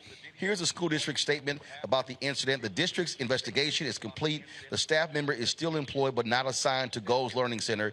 He is currently working on administrative projects at the district's central office. She was not particularly happy with how the school handled the situation and reached out to the Department of Family and Protective Services to review the case. They ruled that it was reasonable to conclude that the alleged abuse and neglect did not occur. Unhappy with that, she posted the video on social media. The school district reached out to her lawyer and offered $10,000 to delete the video and sign a non-disclosure form. She declined. Randy, what the hell? First of all, how do you continue to employ an assistant principal? And they lied. The video shows the kid was being thrown into a wall and the person is still employed. How about not lying and then you're going to offer $10,000 to delete the video? I'm glad she posted it because the Round Rock School District, which is a suburb of Austin, Texas, they are flat out lying. And this is someone that's parents have to entrust their kids with every day. I mean, how can you trust someone who will just blatantly lie about something that happened and also become just violent with a child? You know, I watched the interview with this young man and, you know, he just seemed like a kid. He seemed innocent. And it's just a shame that he was handled by a grown man this way, a grown man who said that he was dedicated to nurturing children and helping children. He is throwing a child like this. To me, it even looked like he hit him in the end. And then to lie. How could he in any way keep a leadership position? If they allow him to stay in that position, then, you know, I think it speaks highly of the entire district. I mean, I'm sorry, it speaks low of the entire district. Says a lot. Low of the entire district. Michael, I would say file assault charges against the principal, the assistant principal. Absolutely. Make it hurt. And because right now where they have him, when they hold them in administrative, like where they hold them in those camps, their school systems, I'm a former high school teacher, they're still getting paid and they're just not having to do the work. It's very similar to the way they do police officers. So this man is not suffering, but so much. And he could stay that way for a long time. There's some people who stay in the system that way and make money and not work for years. Michael Brown, this is assault, and that assistant principal should be charged for assaulting a student. Absolutely, and no question about it. Especially, I mean, you know, it's interesting that we were talking about the paid leave situation. That family that suffered this, their taxes are paying his salary right now while he's still working. So there has to be some middle ground when punishment is imposed until, you know, people go say, oh, there's an investigation. There has to be some middle ground. Maybe he doesn't technically lose his job. He has to go home, but he doesn't get paid. I think what irritates folks is the fact that people are getting paid for doing bad while there's an investigation. Number two, absolutely wrong. You're absolutely correct. I don't know what. I know you mentioned the name of the town outside of Austin. We'll see what the DA does. I mean, there actually should be no question this is assault, because keep in mind, he can't call it self-defense. The young man did nothing to cause this person to commit an assault and battery against him. So from my standpoint, you're exactly right. should be charged. I just don't have no idea what the DA is going to do, and how they act with impunity. And you know what? Just delete it, and we'll send you a check. That's the same. It's so tired and typical, and that's what impunity does. People think there are no consequences. Larry, check this story out. In Wisconsin, a white man in Milwaukee was caught on video holding a young black man with special needs by the throat after accusing him of stealing his bike. This video has gone viral. Watch this. Stole. I'm recording you. Let go of the Go man's ahead. neck. Record. Let go of his neck. He's not going Stole a anywhere. bike right out Sir, of a friend of mine's yard. Let go of his Let go of his neck. Let go of his neck. Okay, you're fine. You ain't gotta hold his neck. No, I sir. didn't touch it. I did touch it. Yeah, I did touch it. For real, I did touch it. Yeah, one of this kid over here, one of his friends stole a bike right out of a friend of mine's yard. Okay, my address is. I did touch it. Yeah, for real, up here on God, I did touch it. Yeah. You ain't gotta touch his neck like that, bro. He a kid. Yeah, right in the middle of the road. He's just a kid. Hey, do y'all know? Hey, little man. Do you know his people? There's actually three kids. Go here. get his people. Go get his mom or his. He gotta go with us because his mom don't know us. No, go get his mom or go get somebody that where he lives. He doesn't know. They don't know us. I don't know what kind of bike. It's a green one. Yeah, but he didn't steal it. I don't know what you got going on, little man, but he don't need to be grabbing your neck like that.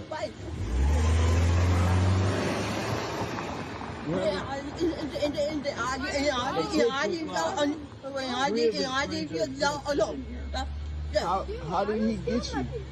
I did touch it though. I'm saying, how did he grab you? No, I didn't. He got me. Yeah, he don't got no reason to be grabbing your neck. What?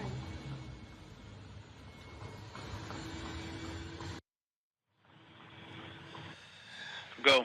Well, Larry, let me tell you what happened here. It was a black group. They pulled up on Homeboy. His name is Robert Allen Walsikowski Sr. He described the bike to the 911 operator as green. You saw the bike. It was blue. Milwaukee Police Department is aware of the video and is investigating. The young man's name was not released, but he's 24 years old. But a group of black folks pull up on this white man's house, and they've been protesting. I don't know if y'all have the video.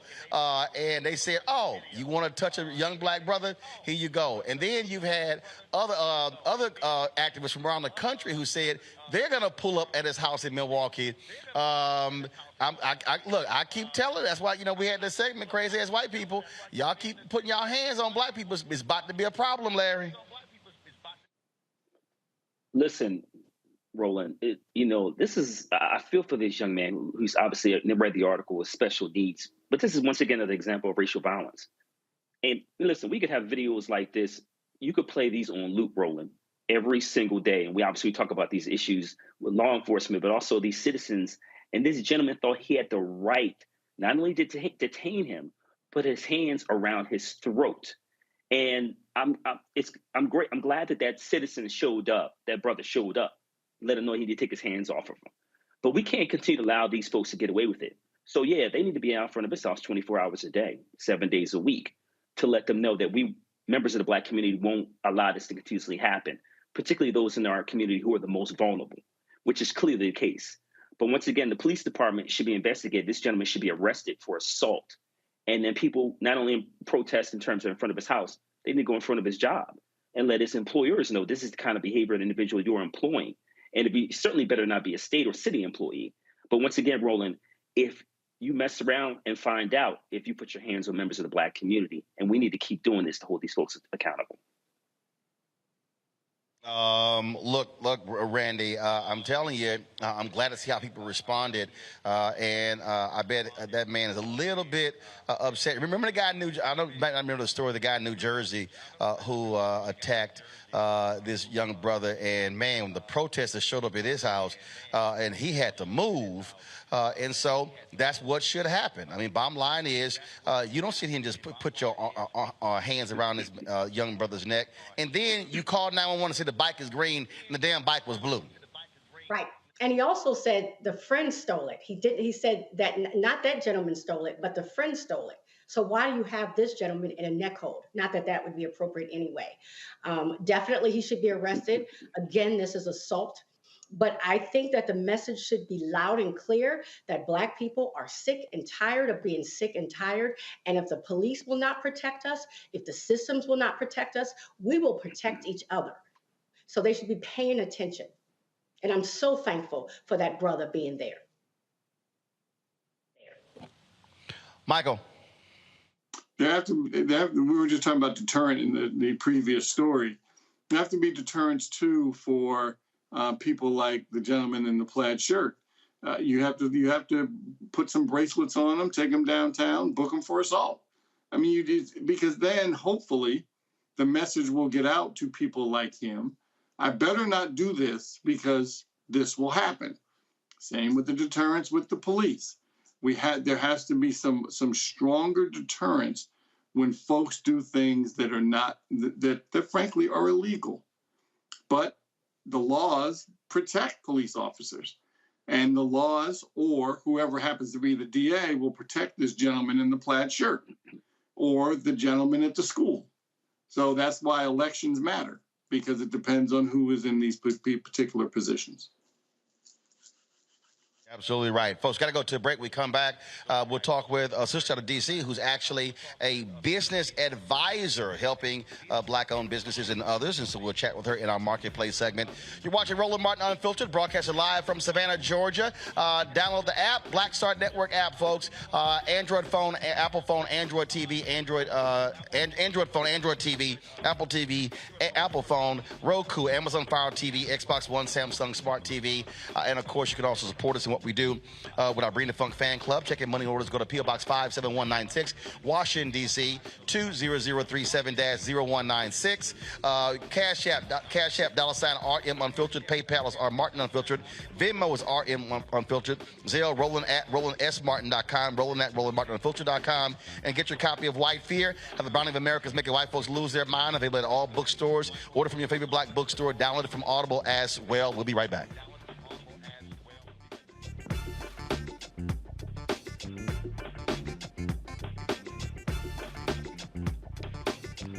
When you talk about blackness and what happens in Black culture, we're about covering these things that matter to us, speaking to our issues and concerns. This is a genuine people-powered movement. There's a lot of stuff that we're not getting. You get it, and you spread the word. We wish to plead our own cause.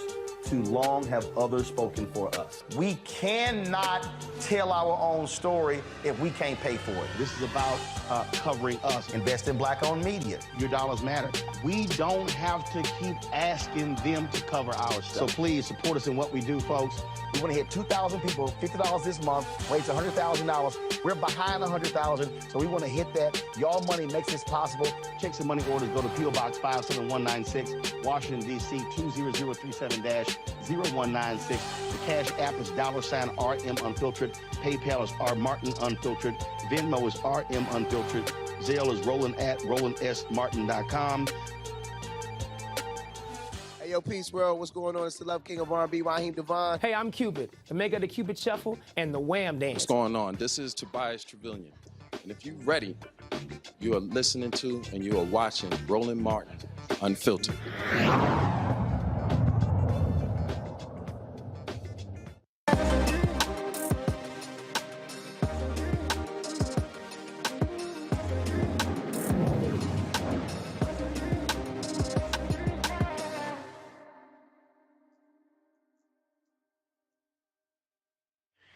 All right, folks, starting and running a business is not easy. Trust me, people love talking about entrepreneurship, but you have to understand the business of the business, navigating tax code, talking all the other aspects of running a business. My next guest is somebody who is helping folks do that, Tennille Moon. She is the founder and CEO of Moon Advisory Group. The full-service accounting firm handles bookkeeping, monthly accounting, tax preparation, business advisory services for high-net-worth individuals and business owners. She joins me from Lanham, Maryland. Tennille, glad to have you on the show. How you doing? Doing pretty good. Thanks for having me, Roland. Really, really appreciate it. All right, so let's talk about this because, I mean, look, when you're trying to run a business, you're trying to keep up with everything, and you're not keeping up with the tax code and how things have changed. In fact, literally, as I was sitting here talking, I got an alert from the Wall Street Journal that dealt with changes in the tax code as well, what you should know. And a lot of small businesses, especially Black-owned businesses, aren't taking advantage of the tax code and what it is they can write off, how they can actually make purchases. And so how do you help them in terms of understanding to grow their business in a unique way? So the cool thing right now is it's actually a huge topic right now. A lot of people didn't really understand tax planning. A lot of people prepare for what? Tax season. And tax season takes into account what you've already done for the year. Therefore, now all you left to do is just pay your taxes. What a lot of people are trying to headlight right now is tax preparation. You have to do some tax planning. So with tax planning, we show individuals, we show business owners how they can put a plan in effect right now that shows you room that you can, how to spend your money and how to buy assets, and buying those assets, how you can write those off so you can lower your tax liability. It's a huge thing right now, and that's what I'm going to stress to a lot of business owners that they need to do. Look into tax planning strategies. It helps you plan before it's tax preparation season. And that's also great because there's nothing worse than sitting here and you get to February and March and you're like, what in the hell do I owe? I actually have a conversation with my folks as early as August and September based upon revenue projections because, you know, when you get to it, one of the things is that, look, you may have a business and you bought as much as you can. So now you're trying to figure out, well, you know, how can I spend my money? And that's one of the first questions I ask. Okay, what do you anticipate our tax bill is going to be, and what can I buy to lower the tax bill? Because at the end of the day, if I can go out and make some acquisitions and some purchases that's actually benefiting the company, I'd rather do that than give the government, you know, like one year to give them $325,000, and I was pissed. And actually I was so upset because we had timed it out perfectly, and literally around December 27th, 300 grand in revenue came in. One company wanted to book it at the end of the year, and I was like, damn. And I was trying to figure out how to spend. I'd already spent about $400,000 in a month. I was like, damn, I cannot spend 300 grand in 3 days. And I was hot.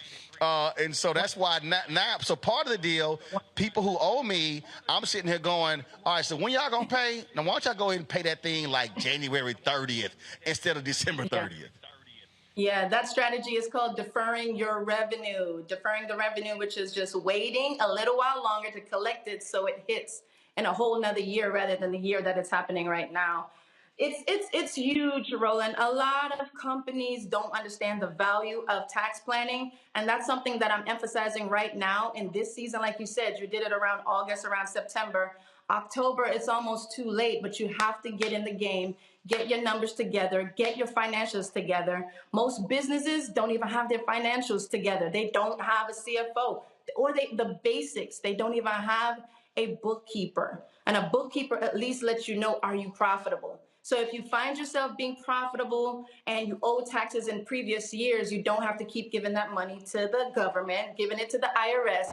I call it, why not reinvest that money back into yourself? The same exact thing that you were saying. Spend the money on yourself, spend the money in your investments, spend the money on developing your team and bringing in new revenue rather than giving it away to the IRS. Last question before I go to my panel, and this is the thing that totally trips me out. I've had business owners who say, I do my own taxes, and I'm like, you do know that's a tax write-off if you pay somebody else to do it. I am not going through the stress of doing my own business taxes. I'm going to pay somebody to do it, and I get to write off me paying them because it's a business expense. Yes, yes. Yes, a lot of people don't take that in consideration, but it is a business expense. All of it, as a matter of fact, is a business expense. Whether you're doing it one time a year for preparation, or you're doing it for planning season, or you're doing it for bookkeeping, accounting, all of it is a write-off. And if we're in your numbers every single month, we even can find new write-offs for you, new things that you didn't know you can actually account as a business expense, and you're spending it on your personal accounts. I've seen a lot of people do that where they don't realize that you can sometimes write off so much more in your business, but you're spending it on your personal expenses. Questions from my panel. Larry, I'll start with you. Yeah, sure. Thank you, Roland. So there, you're right there in the Washington, D.C. metropolitan area. There are a number of Black-owned businesses, and those numbers are increasing. Yeah. But I want to talk specifically if you have any programs where, like for instance, Black women. We've seen in the last couple of years a number of increasing of Black-owned businesses. Like I said, DC right there is a hub. Can you talk a little bit if you're partnering with any organizations to support specific subgroups like Black women? Currently partnered with a major agency that you probably heard of. It's called the MBDA, which is the Minority Business Development Agency. It is a federal program, but they partner with small businesses, not just in the DC area, it's literally nationwide. And we partner with companies that are women-owned, Black-owned, any type of diverse group. They partner with them, and I'm strategically leveraging a relationship with them where any businesses that come in looking to develop, looking to grow, looking to seek capital funding, that's what my firm does with them. So there's a lot of women-owned businesses, Black-owned businesses, disabled veteran businesses that come through, and they're looking to secure contracts with the state government and also the federal agency here in DC, which is one of the big businesses here is federal government contracting. And that's what we do. Get their money together. We pitch them for opportunities. We also go after funding with banks or even venture capitalism. Randy. I know that your tax plan is very much dependent on the type of corporation you are, if you decide to be an LLC or an S Corp. Do you provide services to people even prior to formalizing the business to advise them what would be the best type of corporation for them? I am 100% in agreement with that strategy more than anything, but not everybody get that opportunity to do that in advance, because a lot of people right now, the information is out there saying, get an LLC, get an LLC, get an LLC. And then getting an LLC is so easy that they're not emphasizing get some education to determine what structure is going to be best for you. So yeah, I do offer business and corporation services. I like to educate. My team likes to educate how to start from the ground floor up and beginning with the end in mind. I want to know what type of goals do you have in the next 3 to 5 years, because those goals and those plans can help us set you up, structure you the right way you need to be today, rather than just going for LLC, going for S Corp. So I really appreciate that question. Michael. I'll be very quick, Roland. Thank you, Ms. Moon. Congratulations on your firm, and I continue to hope you continue to grow. Can you quick specifics for the viewers? When you say prepare for tax season, what exactly does that mean for folks? Does that mean they should make sure they collect all their the W-2s that come in the mail? Does that mean they should keep every single receipt? What does that mean by getting ready? Well, oftentimes, in my opinion, the people who need to prepare are the ones that recognize that they have a pattern of owing. If you have a pattern of owing, there are strategies that you can implement that can help you prepare for a better result. Not every individual is going to be able to do that. And the reason why I'm saying it is most individuals make what? W-2 wages. And if you're not going to make W-2 wages alone, you have a business, you have investments, you have real estate, those individuals are able to manipulate or change their bottom line numbers with certain decisions they can make or implement today. So for those who have a pattern of owing, that's where I would say you can start preparing during 2022, because once the year is over, you've already passed or surpassed the preparation phase or the planning phase, so you can get into the preparation phase. So anybody that has a pattern of owing, there are strategies that you can do. Rather than giving up that money, you can now reinvest that money into assets that's going to benefit you as an individual or benefit you as a company. And Ms. Moon, quick follow-up, Roland. And Ms. Moon, isn't it, can you also give quick advice to folks that even if they don't have the money ready that they know they may owe, shouldn't you file no matter what? Oh, yes. You should file no matter what. Hit the deadline. April 15 for individuals, March 15 for businesses. Hit the deadline no matter what. And if for any reason you cannot hit the deadline, at least file for an extension, because the failure to file penalty is far worse than anything else. Very good. Thank you, Ms. Moon. All right, Janelle Moon, we certainly appreciate it. Thank you, Ms. Moon. Thanks so much. Folks want to reach you, where do they go? If anybody's looking for some assistance, yeah, you can find us on www.moonadvisorygroup.com. That's moonadvisorygroup.com. We're also on Facebook. We're also on Instagram at @Tennille_Moon or @Moon Advisory Group on Instagram as well. All right, then. Again, we surely appreciate you joining us, and I really hope folks take advantage of that question that Randy raised about the corporations is important, because we actually switched our corporate designation as a result, based upon when we changed the size of our company and the revenue. So again, that's where having professionals who can walk you through those things are critically important. So appreciate it. Thanks a lot. Yes, thank you. Folks, that is it for us. We appreciate all the folks here in Savannah, Georgia, for hosting us. We were in Valdosta, Georgia last night, and so I want to thank everybody who was involved for that. Thanks for coming out as well. We certainly appreciate that. We'll be back in D.C. tomorrow. This Saturday, I'm going to be speaking to the Buffalo NAACP in Buffalo, so look forward to being there. Friday, I'm going to be at the Men of Color Conference at Montgomery College. Looking forward to that. Sunday, we're going to be in Houston with the NAACP and other organizations for a Get Out the Vote rally. I'll be hosting that. And I'm back here in Georgia on Monday and Tuesday. So quite the busy week for us here at Roland Martin Unfiltered. But look, is what we do, covering the issues that matter to us, to our community, and speaking truth to power. So let me thank Randy. Let me thank Larry, my Alpha brother. And let me thank Michael. And Michael, always remember, Alpha's your daddy. You know this. All right, yeah, you can throw that. You can throw that. That's called the flyway sign. That's what we call that. Y'all call it hooks. We call it the flyway sign. All right, folks, that's it for us. Again, download our app, please. Black Star Network app, Apple phone, Android phone, Apple TV, Android TV, Roku, Amazon Fire TV, Xbox One, Samsung Smart TV. Support us by joining our Bring the Funk fan club. Our goal is to have 20,000 of our fans contribute a minimum of $50 for the year, $4.19 a month, 13 cents a day. Not only, of course, this show 2 hours a day, Roger Muhammad's daily show 2 hours, and of course we have, of course, our weekly shows, Greg Carr, Deborah Owens, Jackie Martin. We have, of course, Stephanie Humphrey, and of course, Roland with Roland. All of that. We've got 3 shows right now in development. And then don't forget, before the election, we'll be debuting our 24-hour streaming fast channel as well. So a lot of things happening with the Black Star Network, and your support is critical for us to continue to do what we do. And so again, P.O. Box 57196, Washington, D.C. 20037-0196.